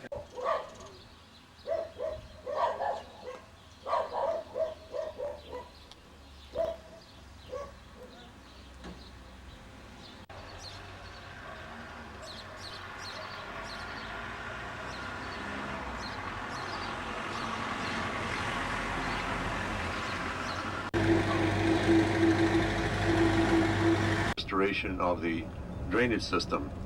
And then when I was here for the 100th anniversary of Gdańsk in '97, the Dutch consul from Gdańsk participated in the meeting, and some of the Dutch people told us that they were actually currently involved in helping to modernize some of the drainage structures here in the Verdar.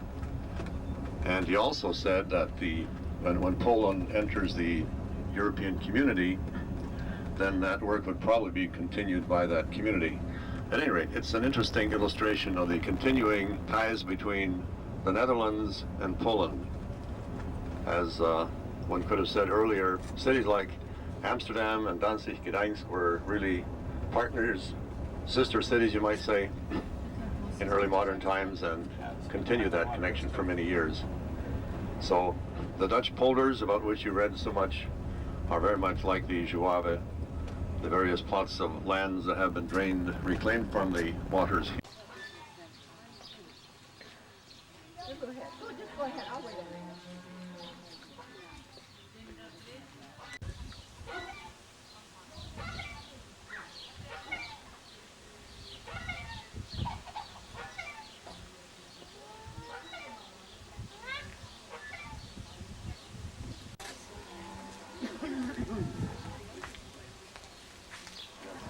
The grandmother, by the way, told us last time, there's a family in Grim that comes here regularly. They used to live here before the war. She had pictures of them. She knows the story very well. To jest znowu do Niemiec. To jest kuzyn tych, co tu mieszkali. And this is the cousin of the Klassen family which lived here until the No, to jest kuzyn. They are now living in Enkenbach, Germany, and the name is Dr. Gerhard Tigut. Maybe know some of the Tiguts over.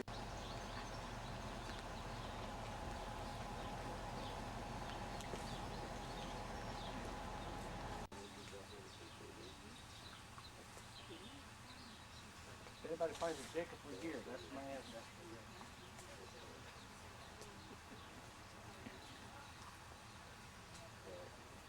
The Mennonites in Holland came back and they've done some restoring of the cemetery, and this fence is something that they have done for renovation. Okay, here we got Bergman, so these are for Ethel.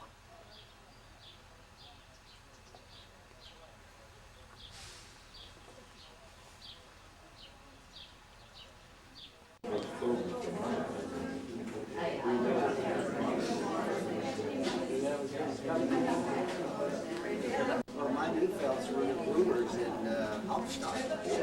Yeah. Is it really? What is that? Yeah, it is. No pot butter toaster waffles. This looks heavy. And we have here another cemetery, if you can imagine. And in front here we have, there's a penner. I don't know if you can see that. And in the back we have a field of, I forget what kind of these weeds are out here, but it's quite pretty. And at this second we do not have rain, so that's a real bonus.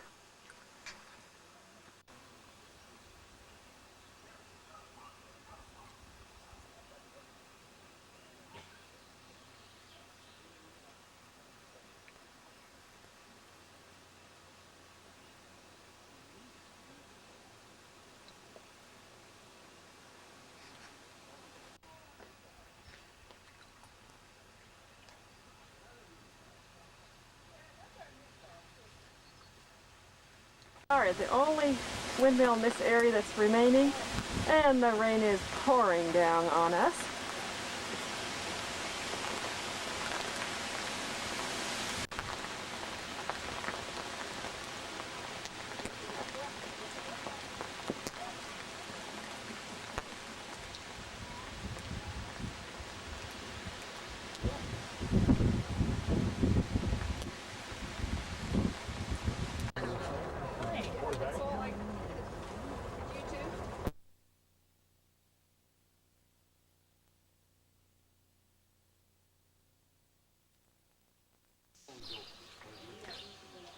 This is in Rosegard.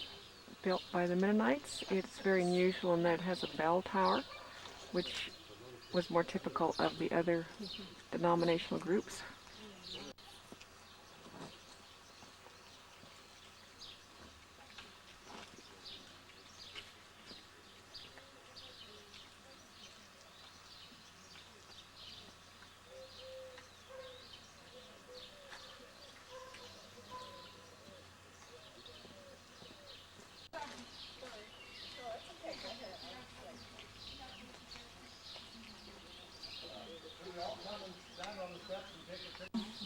We have a group picture here, and our interpreter is strangled with cameras. Oh, put your camera. Okay.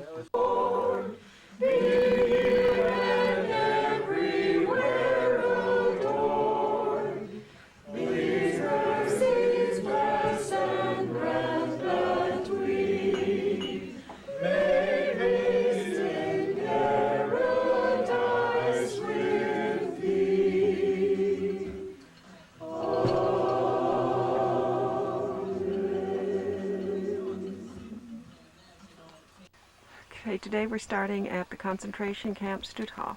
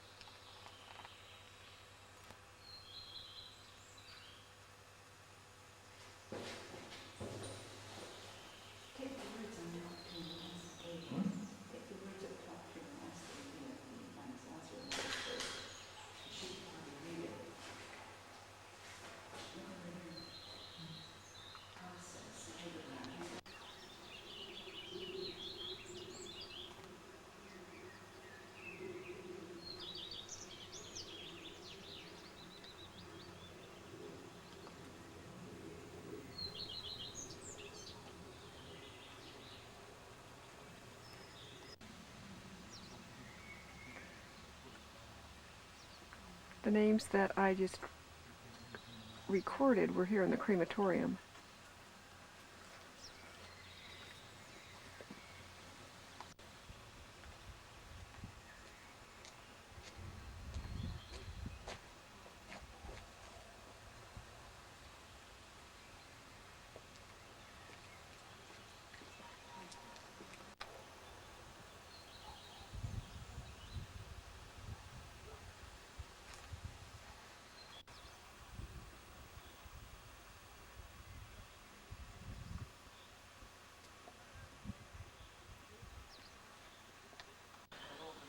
Well, we're having some discussion right now if the names I recorded, if they were prisoners or if they were workers, but we're going to go back and find someone who can read Polish and give some more information on that.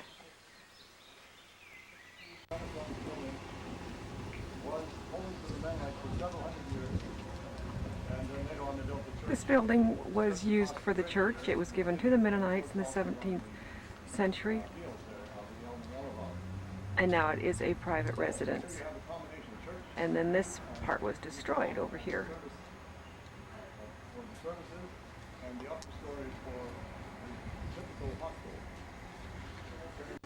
But for several hundred years, the Mennonite Church used this as one of its meeting places in the city. So this was used for several hundred years, and we're in Albing or Alblog. Okay, date change, 1590 was when this was started to be used by the Mennonites. Somebody asked me, well, could we buy that? See here, this was one of the old ones. This was bombed. That's an old one. And the rest of these are all new structures that went in beside it after the war. At the end of this row then is another Mennonite church, and I'm confused when that one went in, but it's a newer one down there. So we have this one and we have that one. Well, St. Nicholas was not. The other church just ahead of us here was damaged, has been rebuilt, and is now a museum. Was it the Luftwaffe or the Soviet bombing?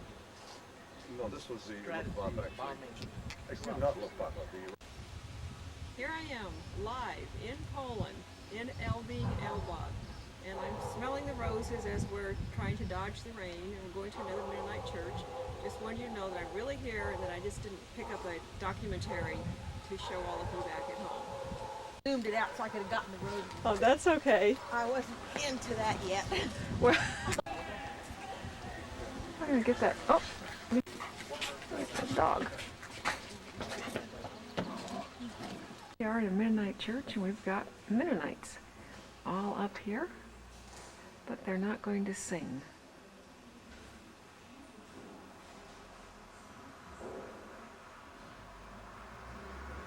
But it has become a Catholic church now. Because this would not be typical if it was in a Mennonite church.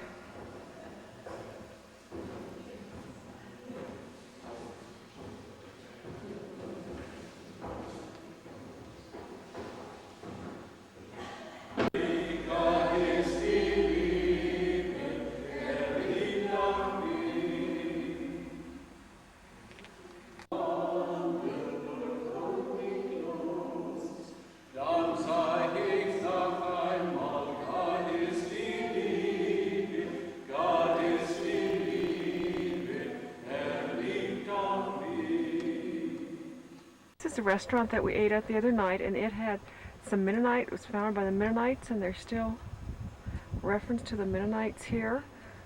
And this is a street also where the Gaedes had a watchmaking shop. In English it's Wide. It's been changed. There's a German name, and then there's also the Polish name. But somewhere on this street was the watchmaker shop by the Gaedes.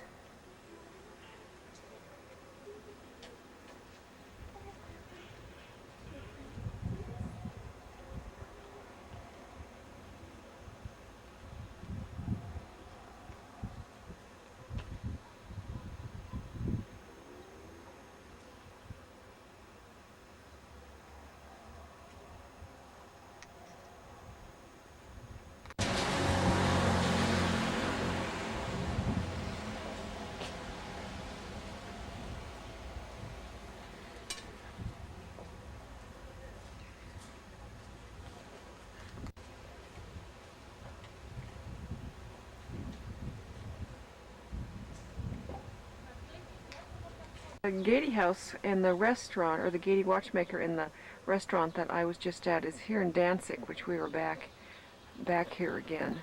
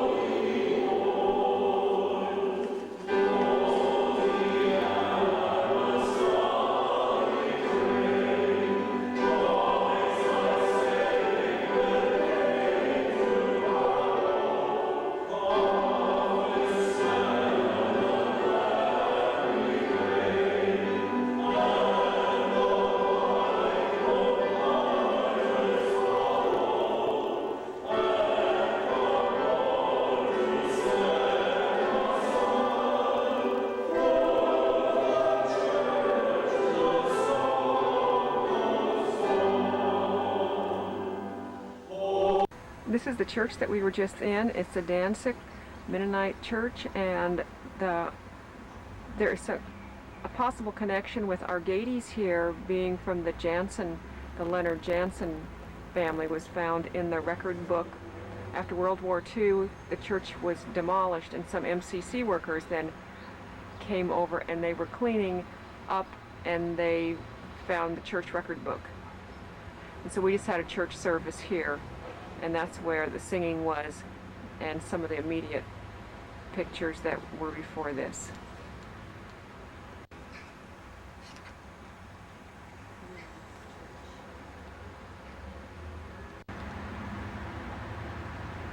And beside this building is another building that was used to help the indigent and people who were needy, and they said that was a tradition of the Mennonite people.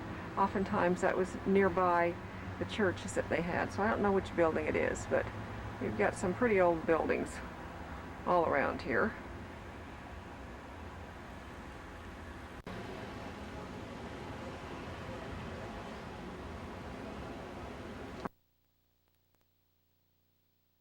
As long as you know how to record. The rest you can do later.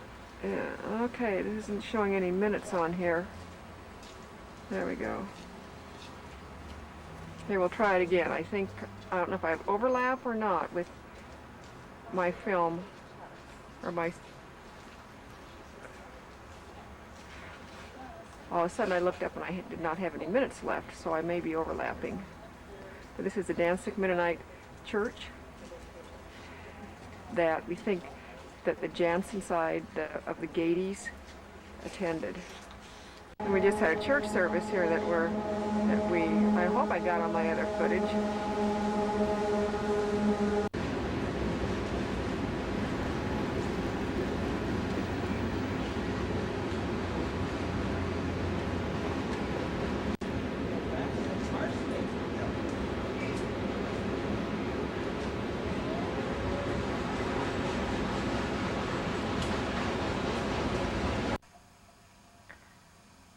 Well, we just arrived in Warsaw, and we're waiting for our luggage, and then we're going to go out wandering about with free time, which we don't have a whole lot of.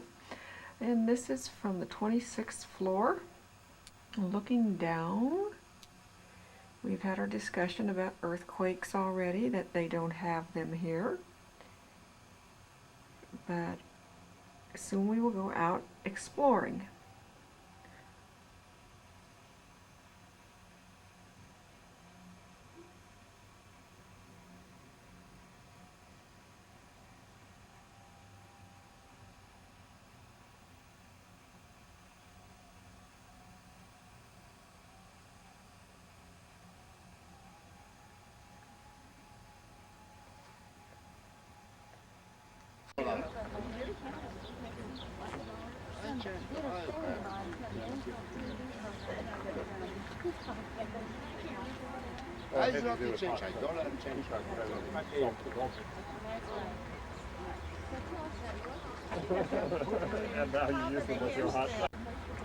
It's a beautiful day in Warsaw. We have sunshine and we're not quite sure what to do with that, but we pulled out our sunglasses for one of the first times.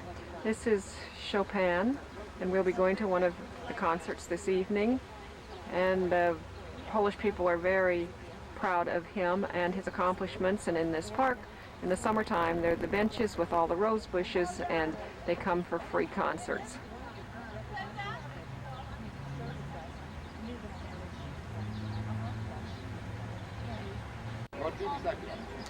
Here is our guide, Alexandra, who has been with us for all of our Polish trip. For the bus deportation. Then in front of this train car with crosses, we see a rail track.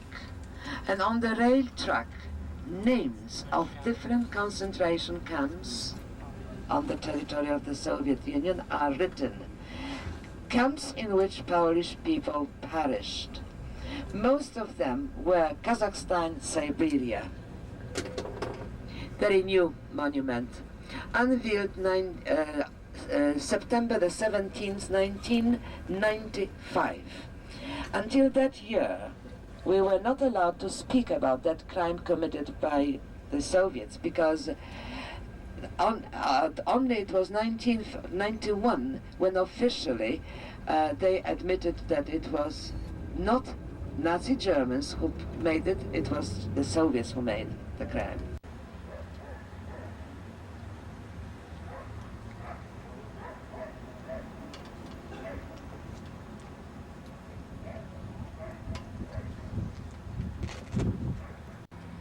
This is the area of the the Jewish ghetto in Warsaw.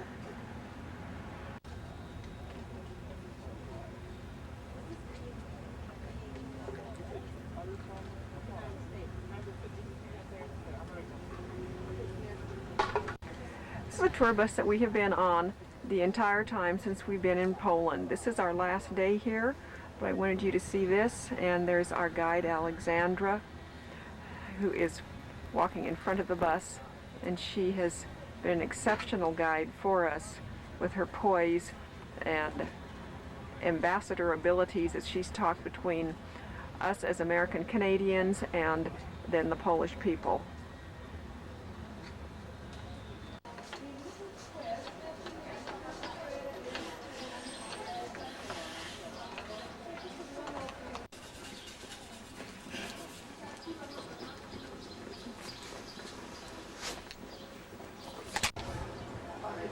This is Old Town in Warsaw.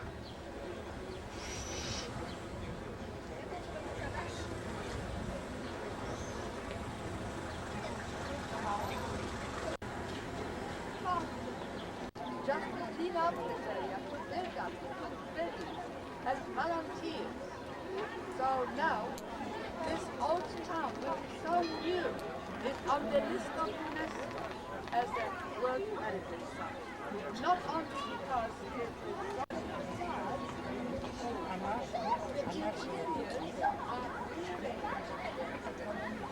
reorganized. So it may happen that one of the concepts maybe in some Western countries or as with Sweden as the last country.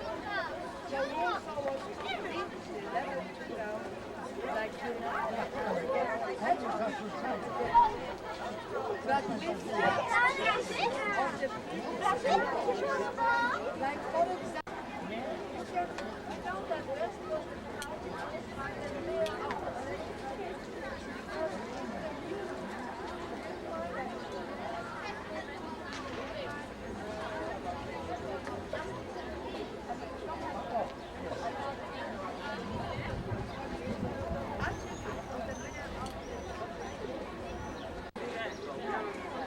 Tam wodę. To się budzi.